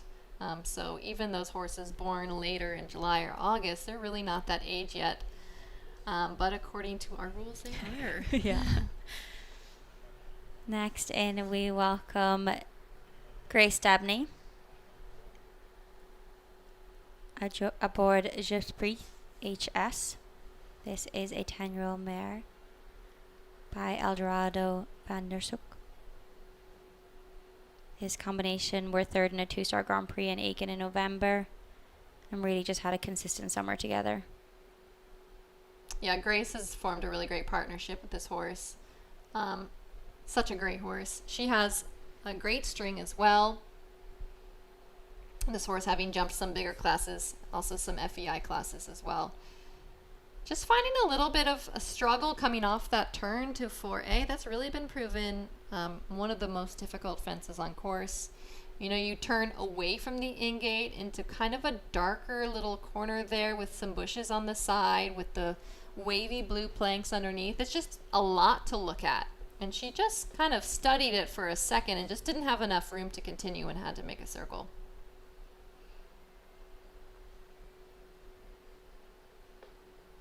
As you said, coming back to 4, you know, just if you're not there, you still have a long line ahead of you, so it's important just to gather yourself before committing yourself to 4A and B. Yeah, exactly. And again, this partnership, no stranger to each other, but also possibly coming off of break. You know, Grace just having to ride a little bit hard. But again, this is now just a warm-up class for her, looking forward to the future, more night classes. So she just wants to give a lot of confidence to this horse. It really doesn't matter about the rails anymore as long as the horse ends the class feeling confident for the next. Yeah, just coming home there on the 4 jumping falls as well as those 9 time falls for Grace Debney, just occurring due to that circle coming to a 4A. That was really too bad. The horse just studied the fence for just 1 second, but that was just 1 second too many to really jump the fence off of maybe 2 strides. Yeah, next in we will welcome Sydney Shulman Desiderio aboard Villamore. This is a 15-year-old mare by Diom de Semilly out of Cassana. Another seasoned pair. You know, she and Minnie, as they call this horse, have a great partnership. So fast if she gets into the jump off. So hard to beat. Oh, and just has the back rail of the first fence. I hope I didn't jinx that. But this horse has won. She told us earlier this horse won 31 FEI classes in her career thus far. And several national Grand Prix, I think, as well. That's how competitive and fast this horse is. She was also second earlier this fall in the 2-star Grand Prix in the Hamptons.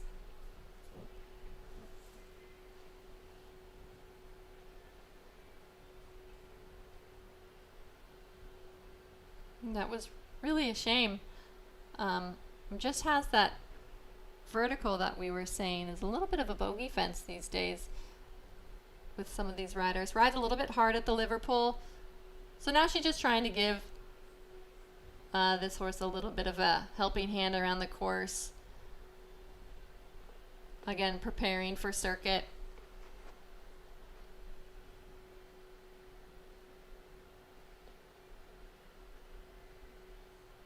Done, no problem. Those are just 2 a little bit uncharacteristic fences for Minnie gives a buck at the end. But, you know, if I was Sid, I wouldn't be alarmed at all. That was just a little bit of a shame at that first fence. Just a very light rub at that second. But overall, you know, they know each other like the back of their hands. So Yeah, just unfortunately picking up that 8 false there for Sydney Shulman Desiderio. Next in, we welcome Michael Desiderio aboard La Mugue. This is a 13-year-old stallion by Urgano City out of Belle Reveille. So we see back-to-back husband-wife combinations, which is always fun to see. Mm-hmm. So supportive of each other, and it's always fun to jump in a class with your spouse. Mike's had a lot of success with this horse already. He won the $25,000 National Grand Prix in Socrates, as well as taking second that same week in the $75,000 this August. Got this horse actually from Double H and really formed a quick partnership. You know, it is a stallion. It's a little bit mouthy, a little bit of a slower moving horse, but Mike's really figured out kind of the buttons for him and what he needs when he can be left alone. He does have a hard mouth, and a big stride as well. So Mike is always constantly trying to just contain him. He has such a big jump, just like that over that Liverpool. He has so much scope. Really tries through that triple. And again, he's fighting him. He's going a little bit sideways to the triple, but just relies on the scope to just let the horse kind of figure that out. Really knowing his horse and knowing exactly what he needs to do. Exactly. And just fights to maintain a little bit that canter to the last. And just squeaks through. There we go. Another clear around there in a time of 81.165 for Michael Desiderio, giving us our 11th clear as of now. Really nice round there. Really seemed to know exactly what he needed to do for the horse to get around. As he said, a little bit mouthy, but knew exactly what he needed to do. Yeah, and he fights until as much as he needs to, and then lets the horse kind of figure the last bit out. And they formed a great partnership, and they're really fun to watch. So that'll be a fun jump off for sure. Next in, we welcome Celso Rorani again on Jip van TNLZ. This is a 11-year-old gelding by James van Kossenhoff. Seeing Celso back again. So nice to have the ability to have two horses in these classes. And already clear on his first mount, so nice to have that under his belt coming in on the second. Yeah, exactly. A little pressure off. But again, 2 chances in the jump off. Always exciting. Jumps the 2-stride, great. We've seen this pair third in that National Grand Prix here earlier. So they are no stranger to ribboning here, and they've obviously seen this ring too. Big ride at the Oxer. Really fights to get that 5 done. And a lot of the horse and rider combinations that stay here during the summer, it is important to note that they are moved over to that grass ring. So while horse rider combinations stay here during the summer to compete, they don't actually get to compete in this ring until I would think October. So this ring is new actually to all of them come October. He's really fighting to keep that horse contained, has a lot of energy, really galloping down to the last fence. No time faults there. There we go. Another clear round for Celso there in a time of 79.401, giving him 2 months into the jump off. So that'll be good for him to have that, learn exactly how to, go the first time and then having that experience in the second one in that jump off. Exactly. Having 2 chances to kind of see that course, get an idea of the striding in between each, where you can maybe take a quick turn here or there, or, one of the fences that's a little bit more of a bogey fence in the jump off. Being able to go back in and kind of polish up that ride that you did first time around is always so nice. Next in, we welcome Israel's Isabel Rosenhoff aboard Jumpy van der Hermitage. This is a 15-year-old gelding by Toulon. Yeah, we've seen this horse also under Abdel, who she received some help from over in Europe. I believe Renee Dittmar is helping her here. This has been a long time partnership for these two, and just toes that skinny. It's just a very delicate skinny. I think it's like 8 foot. All it takes is one light touch.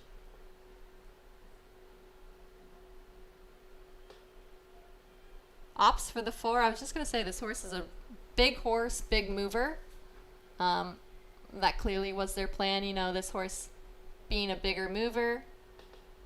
And just kind of losing the rideability actually after doing that 4.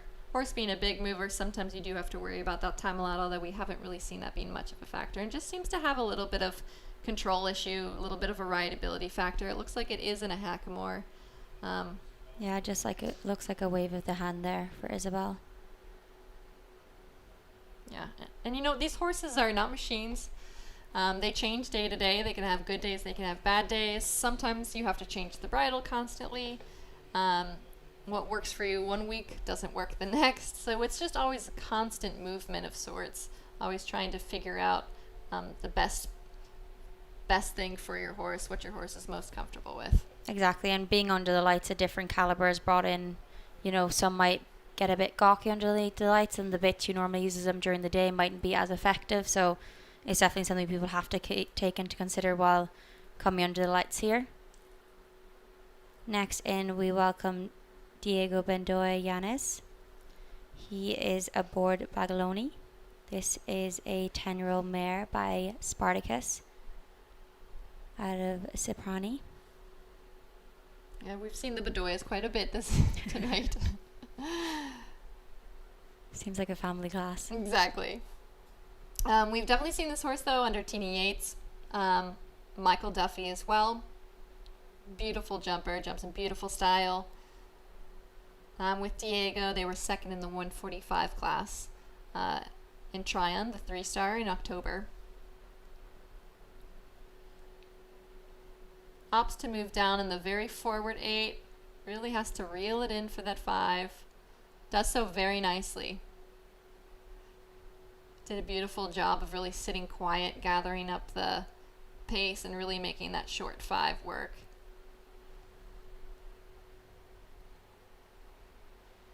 Oh, just a late rail at A. That was too bad. I was just going to say, this horse does a great job of really studying the fences and figuring out where its legs are. Jumps in great form. Really gave a great effort over that green oxer. That was too bad. Yeah, just from picking up that 4 false there, very unlucky at that first part of that triple combination for Diego Bendoya. Just unlucky there at that first part. Seemed to come down the distance quite nice. Just as you said, these poles are quite light, so wind tip might cause them just to come down, unfortunately.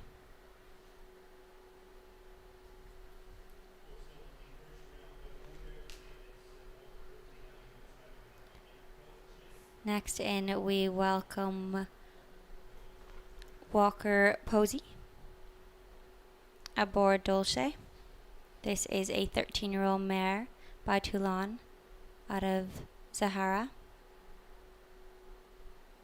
This combination won a 1.40 speed in Traverse City this summer, and then just coming down here to Wellington before our season ahead. Yeah, Walker spends a lot of his winter circuits down here. He has a great team behind him. Some great horses starting to kind of move up into these types of divisions. Had a lot of success in those 135s, 140s. Really has to stretch in that 2-stride, but totally gets it done. Fights for that skinny, not a problem.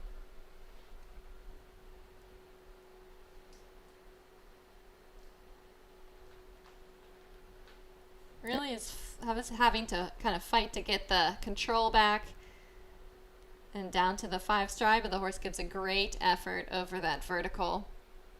Just seemed to stumble a little bit after that triple bar, but really managed it well to come back down that line. Yep, gets a lucky rub at that Liverpool oxer and going into that triple. Horse really using its hind end to clear the way. Giving a little bit of encouragement from Walker through B to C. Oh, and just maybe tries to go more on that forward stride when the horse wasn't so comfortable to move up so quickly. Comes unseated, but is already up. Yeah, both horse and rider back up on their feet, so just gathering themselves before exiting the ring. As you said, coming around to that plank, it's a little bit difficult off that corner. We've seen it as like a sort of a bogey fence. People are really being cautious of it, using their bend to come back to that plank. Exactly, and the horse is giving so many great efforts. A little bit cautious, though, under the lights. With that forward stride kind of coming to that really, really delicate plank, also very hard to see. Maybe just didn't think he could quite stretch that far. And that was really too bad. That was such a beautiful round. Yeah, still standing on those 12 clears. Standing on those 12 clears as of now. So an exciting lineup into the jump off so far. Celso does have 2 in it, so giving him 2 opportunities to come back to us here for the jump off. Still remaining with about 3 left in this class. An exciting lineup ahead for the jump off, but also 3 good riders yet to come into the ring for the first round of our $30,000 Den Elite Equestrian Centre Grand Prix. Ali, overall, the course seems to be riding super nice. There's a few fences that are a little bit bogey fences, but as we said, overall it's a very evenly distributed poles down going on today. Yeah, and that's the nice part of this course is it kind of allows horse and rider to kind of figure out maybe their own mistakes, perhaps. You know, a little adjustment here, a little adjustment there, some delicate fences spread throughout. We've really seen that 5 stride come into play, as well as 4AB running through that corner. And then the triple combination just rides super delicate, very careful. Yeah, next in we will welcome Angela Swanson aboard PMF Inventive. This is a 11-year-old gelding by Carissimo out of Escat HBC. Yeah, we've seen Angela a lot in the junior amateur ranks, just kind of slowly moving up into some of these bigger jumping classes. You know, she won a 140 junior amateur final in Split Rock this September, held in Kentucky.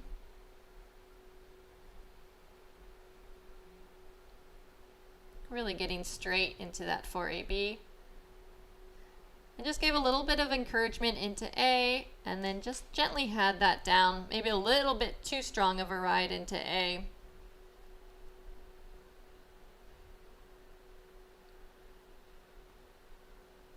Big stretch over that triple bar.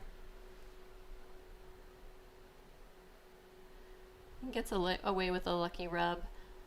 Very short in the 5, gets that done.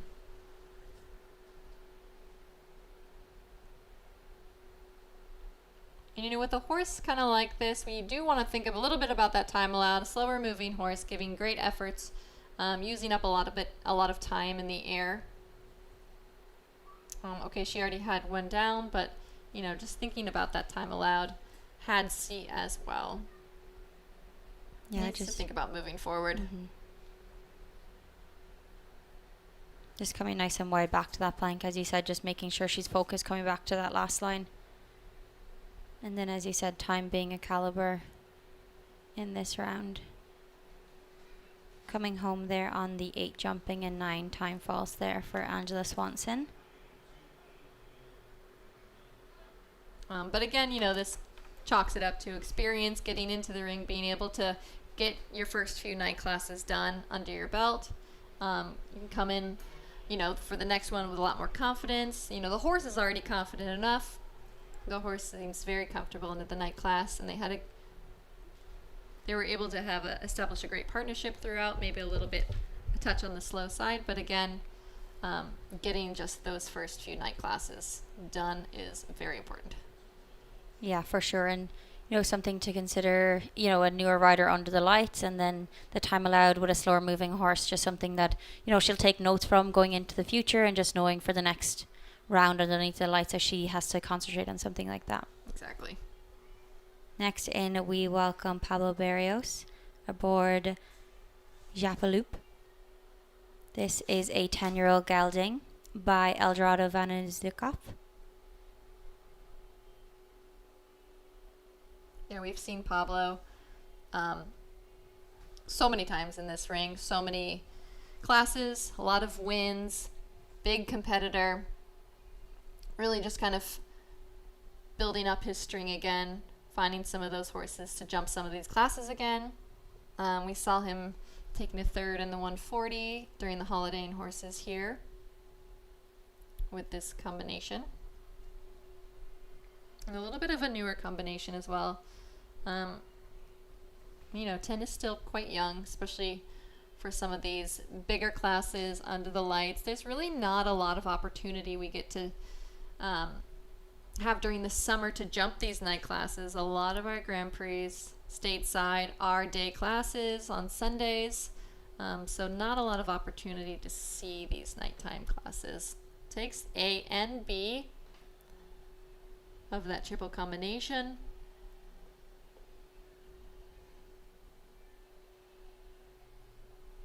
And again, this horse, you know, jumping a lot of the 140s, maybe not so much the 145s, some of these night classes, but Pablo, being so experienced, is able to kind of really hold his hand, give him confidence around the track. Yeah, and as you said, there's not many of these night classes in the US. So, the National Grand Prix gives people an opportunity to bring in new horses, yes, but also those horses that haven't jumped under the lights and want to step up to that FEI level during season and have those Saturday night light classes. So it's a great opportunity for them to come and see what it's like under the lights and gain some experience. Yeah, especially staying here during the summer. You don't get that opportunity as you are jumping on the grass. Our last in our first round of our $30,000 Zen Elite Equestrian Centre Grand Prix will be Daisy Farish aboard Orwell SCF. This is a 10-year-old gelding by Dictator van der Morsenhof. Another seasoned pair. We've seen them a lot. They really started to climb the ranks into some bigger classes this past circuit, the 2024 circuit. With a fourth during the WEF 7 week, during that 5-star class. This partnership jumping a lot in Michigan as well. Orwell being a homebred, or I guess a horse bred in the U.S., American bred by Spy Coast Farm. A huge breeding operation. They really do a great job of bringing the breeding to the U.S. You don't see a lot of that. You see a lot of breeding over in Europe and purchasing from the U.S. Not so much on the breeding side. So it's really exciting to see some of these younger horses, these babies coming through the ranks and having so much success. And just toast that front rail of 9, that Liverpool. Maybe gets a little bit deep. And Daisy is clear already on her first mount, so we'll see her back into the jump off on her first mount. Yeah, and again, this partnership, this height for them, it's really kind of just a schooling class. Getting the horse comfortable back into this ring again, kind of getting a little exercise, getting fit, and then maybe planning when she's going to pull him back out during circuit. For sure. Just picking up that 4 false there for Daisy Farish in a time of 80.264. So closing out our first round here of our $30,000 Zen Elite Equestrian Centre Grand Prix. We will see 12 to return for our jump off. Jadana will be first in. Michaela Langmeyer, Andres Penne, Jorge Mate, Kevin Gallagher, Daisy Ferris, Celsi Orani, Peter DeBrami, Charlotte Babbitt, Daniel Baldoy, Michael Desiderio, and Celsi Orani on his second mount will come into us on the 2 mounts for the jump off. So that'll be interesting to see him having the 2 mounts back in. Any picks as of now? People that stand out? First of all, congratulations, we did it. We guessed the right number. I liked our ballpark, 10 to 12. I did. Gave leeway. I might have to go with Jad. First in, sets the tone, makes the others chase him, and that's where you see a lot of faults happening. A lot of people see how quick he is, and they just keep running, kind of sacrificing a rail here or there. So sometimes the first in sometimes tends to be the best route. You don't have to watch the others. You don't have to make a plan that's maybe different from the one you originally made. So I'm going to go with Jed. What about you? I feel like I have to stick with the Irish and go for Kevin Gallagher. I have to go with a fellow countryman and stick with Kevin. I hope he will do us proud. He's already clear in the first round, so doing good so far. So we will see 12 returning for our jump off round here. We're going to take a quick break, retouch up the surfaces, remove some of the jumps that aren't in the jump off, and then we will return for the jump off of our $30,000 Zen Elite Equestrian Centre Grand Prix. I'm an athlete, but I don't play with sticks or balls. My equipment breathes. It has a heart and a mind of its own. My equipment has good days and not so good days, and it's my job to be okay with both.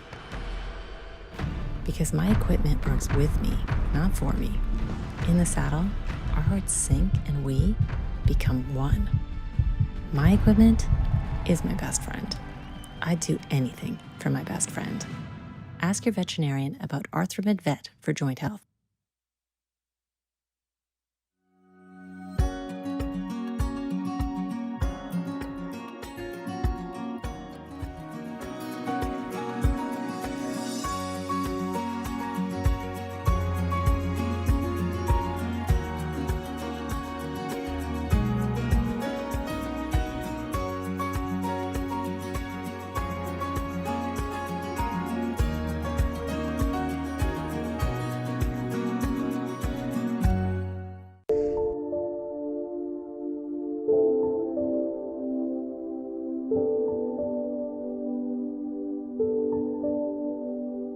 My first goal when I decided to be a professional, it's to become like the best horsewoman I can be.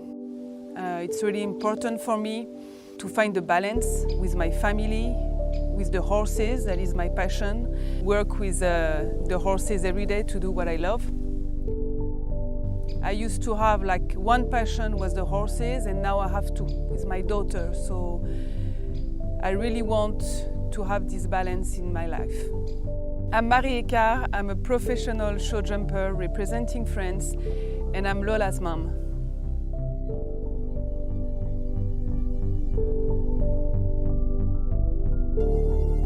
Be mindful, be present, turn on your brain.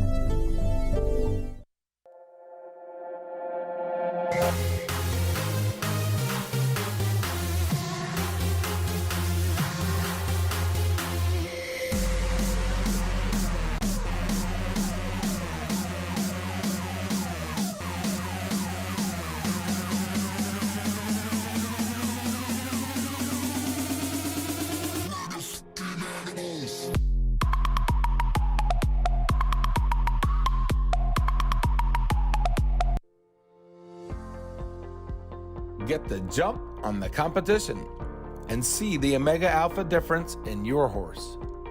The natural herbal formulas from Omega Alpha are proven safe and effective.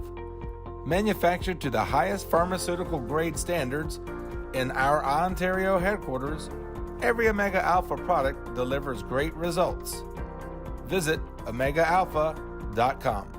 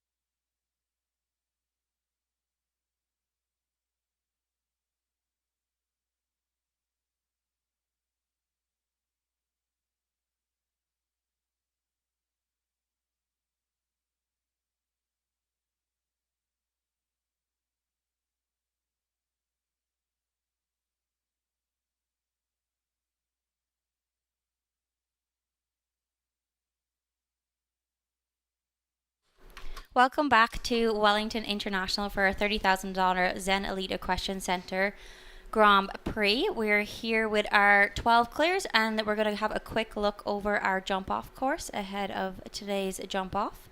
We're going to start at fence 14, which is number 2 in reverse from our first round. And then they're going to roll on down to 4B. So 4A is removed, and we're just coming down to that vertical at 4B. We're going to have a nice roll back to our Zen Elite Equestrian Center Oxer at 1 before having that nice right turn back to that square Oxer at 9 with that water tray under it, and then rolling down to 10 BC. So A will be removed, and then just jumping over 10 B and C before rolling back to fence 15, which is fence 12 in reverse from that first round, and then a last gallop down to fence 16, which is also a new obstacle in the course. So we have our efforts there. It'll be an interesting jump off. We have our 12 in our jump off so far. Just a few minutes ahead of the first horse walking in, I'm Ellen Sweetnam, and I'm here with Ali Wolf. Ali, looking at that jump off course, what do you think? It's a lot of open but nice turnbacks. Yeah, I think it's going to be an exciting jump off. We start with 2 verticals, starting with what was originally fence 2 but backwards. So it comes off a really shorthand turn, gallop down to 4B, so they took out the A element. Quick roll back to fence 1, and then I think it's going to be a little bit tricky rolling right back to that 9 Oxer, that Liverpool. We saw a lot of problems in that in the first round about that. We'll see how many strides they choose to do to 10 BC. I would say 9-ish, maybe 10.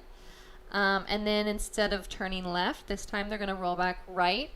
Just like what you said, that brain juice, what was an Oxer in the first round, now changes to a vertical and going the other direction. So let's see whether that poses a problem for the horses changing direction. And then a long gallop to that last Oxer. They did put a little bit of a ramp on it, but it is a big Oxer, so nothing to take for granted. Yeah, for sure. We have an exciting lineup ahead of us with the 12 coming into the jump off. And as you said, a nice open course. Interesting come back to number 9, which was one of those bogey fences in the first round. You're also coming back past that gazebo, so something the horses might look at, and coming off that opposite lead to the first round, so definitely something different. The course really flows in a bit of a more of an opposite direction than we had in our first round, so something Andy Christensen is looking at and really challenging those riders that were clear in their first round to come back into this jump off. Yeah, and this is very spaced out a little bit like the first round, but now adding a little bit of a gallop to it. Lot of gallop room coming up to very delicate fences. So, we'll figure out how big of a gallop you can take without knocking some of these fences down. You have a big gallop starting off, and then some tight rollbacks, a long gallop, and then another tight rollback. Yeah, it'll be interesting to see what, as you said, Jadana being your pick coming into this jump off, very fast rider, notoriously very fast, also very tight and very good at those jump off rounds. So it'll be interesting to see what he sets as the ground line coming in for the rest of the riders. Yeah, and again, knowing his horse quite well, I'm sure he might opt for maybe adding a stride here or there where some of those bigger horses tend to leave out. But again, his horse is so quick across the ground, it really doesn't sacrifice so much time. And just like what you said, he's very tight with those rollbacks, very tighty. The horse jumps beautiful but doesn't spend so much time in the air as some of the others, and really quick to get away from those fences. Yeah, for sure. Our first in walking in will be Jadana, board after 8. He was our first to compete in the first round, our first clear, first to compete, and then first coming into our jump off here.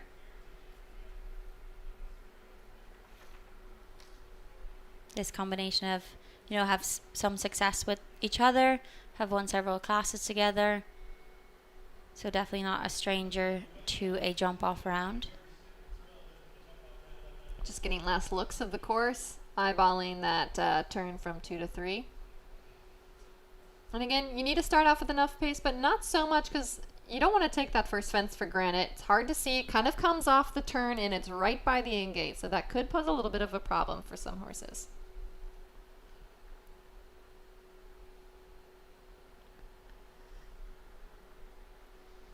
Saw 11 strides there.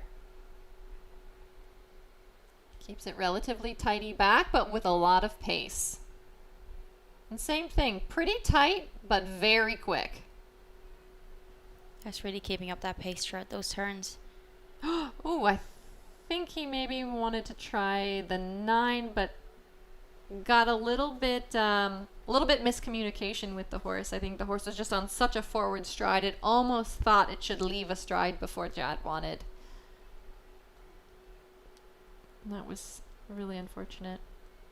Yeah, just gathering himself now before approaching back. Shows you the balance that Jad has in his riding. His body never moved at all.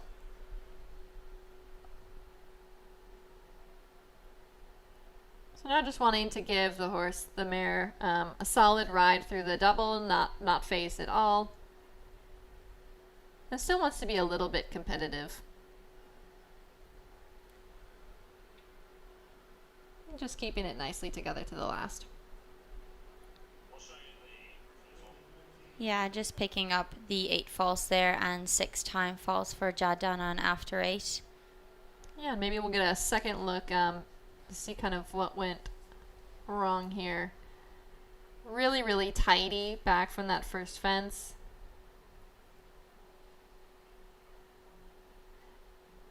Yeah, and it just looked like Jad wasn't prepared for the horse to take off when she did. But again, the balance that Jad had, dropped both reins, let the horse kind of figure her own steps out over those rails, stayed right in the center of her, came back to it, no problem. Yeah, just unfortunate there for Jadana, and our next in will be Michaela Langmeyer aboard Giselle NS. So she came a little bit slower than Jad to that first fence. Steady to that second fence, but got a really great rollback to the original fence 1. Really tight back to Super tight, way inside of Jad's footprints.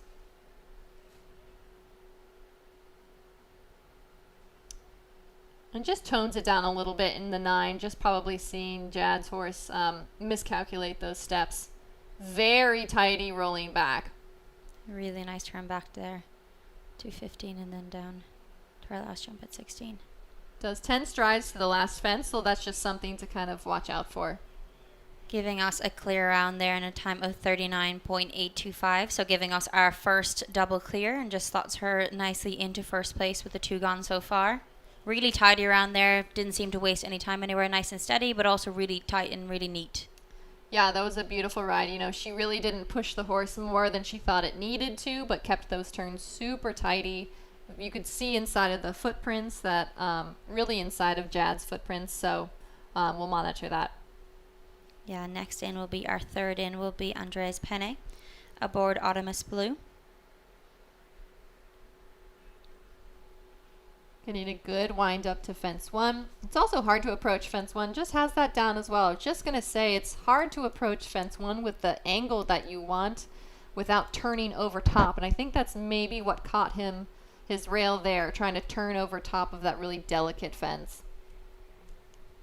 But remember, there's, several other competitors behind you, so having one down doesn't necessarily put you completely out of it.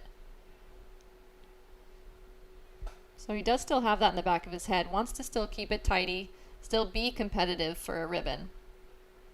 For sure, with a 12 in the jump off, it's something you kind of have to go at and really commit to try and stay in that prize money. Just picking up the 4 falls there in a time of 41.699 for Andres Penne. Slotting him into second place as of now with those 3 gone in the first round, or in this jump off. Yeah, so we would say that Michaela got a better shot, a better lineup to that first fence. You almost want to hug the railing there, stay as close as you can to that in-gate, so you don't necessarily have to turn over top of that first fence, which I think is maybe what caught him up. She was also incredibly tidy rolling back from 4B to what was originally fence 1. Yeah, next in we will welcome Jorge Mate aboard CCS Yuko.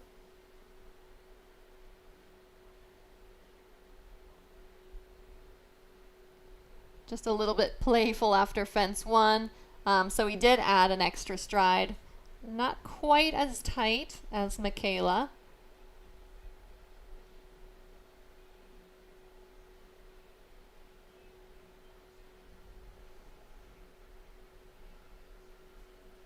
Still does the 9 to the double. Nicely careful. And then same thing, neat, not as neat as Michaela's. And that's the 9 to the last. Really nice. They're giving us a double clear in a time of 44.811, slotting into second place for Jorge Mate as of now. And again, with 12 in the class, you know, we've seen already some 4 falters, so just a nice double clear could get you a good prize.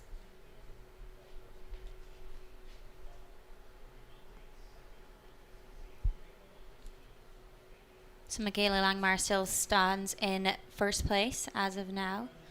Jorge Mate slots into second, Andreas Penes in third, and Jadana in fourth, with our 4 gone so far out of our 12 we expect in this jump off. All right, here's your pick.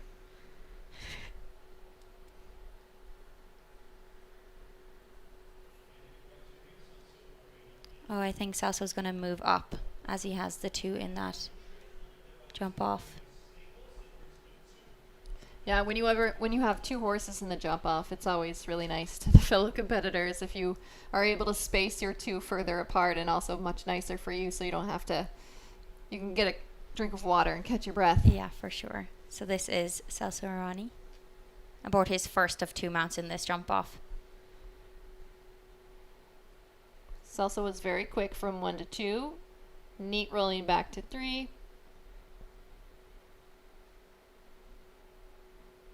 Just balancing a little bit to that Liverpool. Moving up in the 9.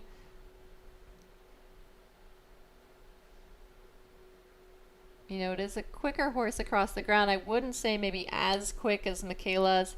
Got a nice roll back. And galloping to the last. Not quite having the time, but another great double clear, putting him into second. Really nice there, another double clear in a time of 43.735. Michaela Langmar still having that top spot there in a time of 39.825. Just goes to show how fast she was. Yeah, for reference, Celso had a time of 43.735. Now we welcome Calvin Gallagher.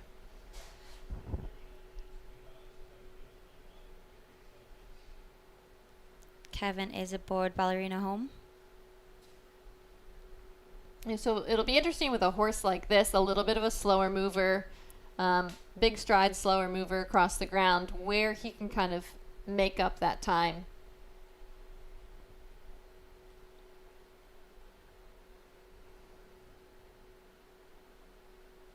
Really, the track from 1 to 2, people are really riding on the same track, watching that footprint. Yeah, exactly. And he does the 10 as well as Michaela. And really stays neat around this turn.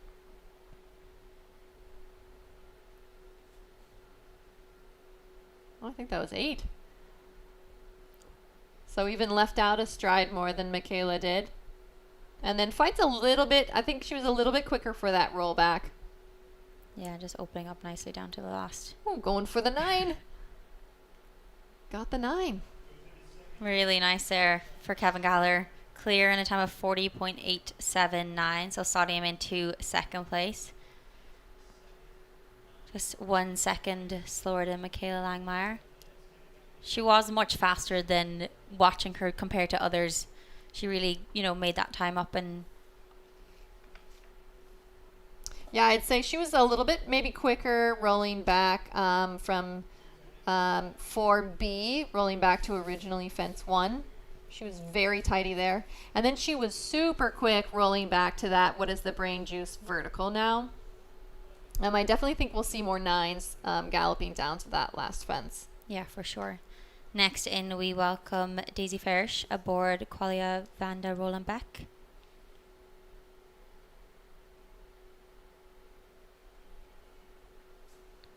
With some of these younger horses, it'll be interesting to see how much these riders test them, how quick they want to go. Maybe they just want a nice medium slow or medium quick double clear, or maybe they just want to see what they have for circuit. And again, and falling victim to that first fence. But she knows there's a lot of forfaulters, so now really fighting for that, 5th, 6th, 7th spot. And as you said, that first jump is difficult because it's coming off a weird angle, but also you're coming off the in-gate. Yeah, exactly. And I think a lot of riders don't really want to get so close to the in-gate. A lot of horses do tend to get distracted, maybe, see their person over there, or, thinking that they're just going to canter out the in-gate. But at the same time, it's a little bit of a sacrifice for that first fence.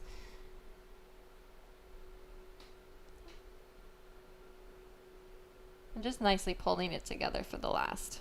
Yeah, coming home there on the 8 jumping false and 2 time falls for Daisy Farish. Slotting her into 6th place as of now.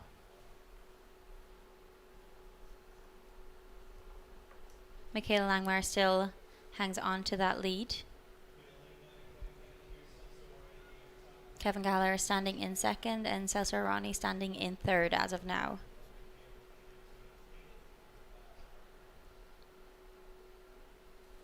I think Michaela's horse was deceivingly fast, a little bit slower across the ground, but it really didn't spend so much time in the air and has such an ability to make the tightest turns. That where a lot of people kind of gallop through the turn, she just kind of spun on a dime, and I think that's where the time saved. For sure. Next in, we welcome Peter de Brabandy aboard MTM Caden. Again, another fast rider. A little bit wider, rolling back to this Zen Oxer here. But again, on a younger horse, how much do you test your horse? Or how much do you want really a double clear? Had to fight really hard for the back rail. Rolling around that gazebo is a little bit of a blind turn for these horses, and then all of a sudden they're presented with this Liverpool Oxer. And I think it just took the horse by surprise. Had to use a lot of leg from Peter. Galloping down to the last in the 9. Not quite. No. Thus there, another double clear in a time of 41.397, slotting into 3rd place as of now. So Michaela Langmar still hanging on to that lead. Kevin Gallagher in 2nd.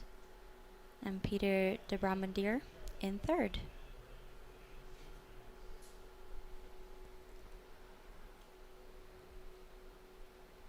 Overall, a really smooth jump off so far. Nothing really that's standing out. Michaela was really tight back to that brain juice vertical up the top, but overall seems to be riding very smoothly. Exactly. And this horse, is a pretty quick horse, as we saw in the first round. Yeah, this is Charlotte Babbitt. Gets the 1 to 2 done nice. Jumps a little bit further out at fence 2, which means that her rollback isn't as tidy. Nice shot to the Liverpool. Jumps it great. Jumps it a little bit further out, so she has to kind of bend to that double. And then a little bit wide. Didn't quite make such a tight right-hand turn right after the double, rolling back. And just misjudges a little bit. The horse just maybe didn't get its eye on it as quick as she did, and it caused a little bit of a surprise. I think she maybe wanted to roll back tight and go for that one less, and the horse just didn't quite see that fence until the last second and couldn't quite calculate what she was asking. But they're both up. Just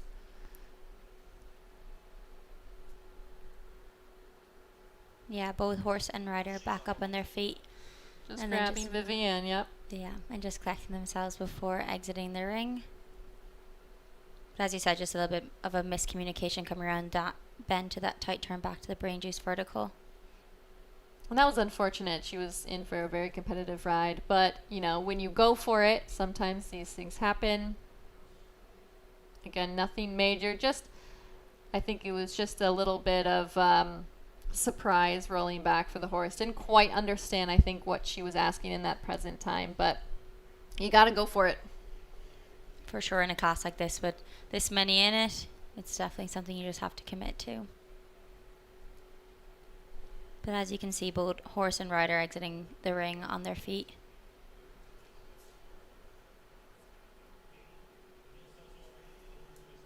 Michaela Langmar still hangs on to the lead with Kevin Gallagher in second. Peter de Bramandier is in third. So a nice podium so far. Michaela's in time of 39.825, while Peter's in time of 41.397. So really not much between our top three. Next in, we welcome Daniel Bedoya aboard Heritage MBF. Yeah, and Daniel just snuck under the time in the first round. It is a slower moving horse. So we'll see what his plan is.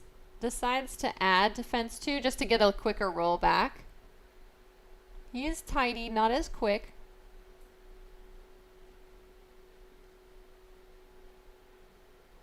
Keeps it relatively tidy. And again, it's a little bit of a tricky fence to get a horse's eye on. A younger horse for sure. So maybe they're not used to, being as surprised rolling back with a tighter rollback on some of these fences. Also, the horses are now approaching this oxer off the right lead instead of the left. That could also be a factor.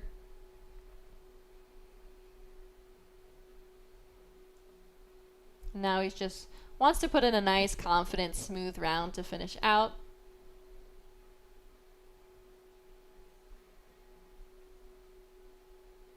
We've definitely seen that this jump off has proven to be a little bit difficult. I think a lot of it does have to do with some of these younger horses in the class. Maybe they haven't gone as fast as they're being asked to go, or as tight of turns as they're used to seeing. So that's the fun part of this class, is seeing some of these younger horses. Which ones kind of step up to the plate, which ones just maybe need to get the experience a little bit more. And this one definitely has experience. Yeah, just coming home there with the 4 jumping faults and the 14 time faults for Daniel Bedoya. Next in, we welcome Michael Desidorier on La Muguet. So we'll see how Mike decides to ride his plan. Big strided horse, big moving horse. Opts for the ad.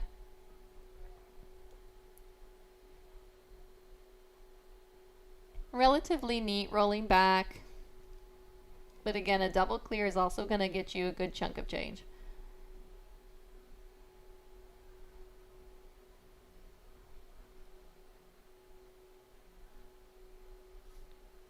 Not as quick as Michaela, but just putting in a really nice, smooth, and quick double clear is going to get you a nice prize.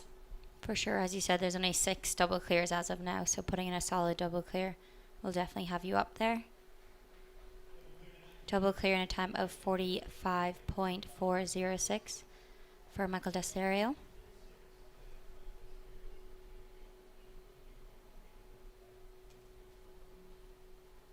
Michaela Langmar still hanging on to that lead. Kevin Gallagher in second, and Peter de Bramandier is in third. We have 1 left to go. Celso Arani will return on his second mount, so just giving him a few seconds there to warm up his second horse and get back in for this jump off. Yeah, so it just goes to show just how deceivingly quick, again, Michaela was. She's had a lot of wins under her belt. She kind of knows the striding, knows where she can take risks, knows where she can kind of settle back. For example, going into that B and C element, she really took her time there, but really made up for it on the rollback afterward, rolling right back onto that brain juice vertical. You think that's where she has it so far? Is that turn back to that brain juice vertical? I think that was really tight. Yeah. Even watching the tracks coming back, I feel like hers were the tightest by a long shot. Oh, for sure. And rolling back to that Zen Elite Oxer as well. But Celso, very quick rider. Opting for the 10. We'll see if he can get a nice roll back. A little bit wider than her, but still traveling with pace. Got a really nice angle jump over that Zen Oxer. Quite deep. Oh, and just takes out the front rail. So I think Michaela's our winner. Yes, she is. Still in a really nice round so far, just unlucky at that Oxer. And as you said, we only have our 6 double clears, so a fast 4 faulter is still within the money tonight. Exactly. And Celso always just being a fast rider. Anyway, this horse is just naturally fast.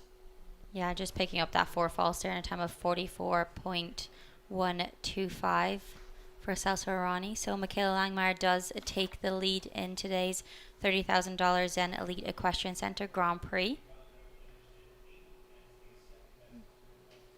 That was a beautiful round for Michaela. Yeah, really, really nice. So tidy around everywhere. The way the jump off course jumped, it's not super gallopy. It's just all about being super tidy and having that nice canter shroud, and she did a really good job tonight. Yeah, and the best part about her round, I thought, was that it looked effortless. It looked like she really didn't ask much more than the horse needed. She didn't take much out of the horse at all. The horse looked so calm and relaxed, opening up into a nice gallop down some of those longer lines, and then just really spinning back on a dime, rolling back to some of these other oxers or verticals, and then again letting the horse just naturally open up. It really didn't look like she was chasing or asking too much. For sure, it was a really, really exciting jump off. Before we get our final results here, we'd like to say thank you to our sponsor, Zen Elite Equestrian Center. Jump into a whole new approach to equestrian sport at Zen Elite Equestrian Center. Located in Southwest Ranches, Florida, Zen Elite invites you to pursue your equestrian goals from grassroots to top sport in our soul-soothing surroundings to nurture the mind, body, and spirit of both horse and rider. Visit us on social media or at zeneliteequestriancenter.com. So Michaela Langmeyer will take the top spot in today's $30,000 Zen Elite Equestrian Center Grand Prix. Kevin Gallagher will take second. Peter de Bramandier will take third. Celso Arani will take fourth. Jorge Mate will finish up in fifth. Michael Desiderio will take sixth. Andreas Penne will take 7th place. Celso Arani on his second mount will take 8th. Daisy Farish will finish in 9th. And Jad Dana finishing in 10th. And then Daniel Bedoye in 11th. And then Charlotte Babbitt in 12th place. So really exciting class we had tonight here at Wellington International. I'm Ellen Sweetnam, and I was very kindly joined by Ali Wolf tonight. So thank you for joining me. Always a pleasure. Thank you. Tune in next week for some more jumping here at Wellington International. Thank you everybody for tuning in, and we'll see you soon.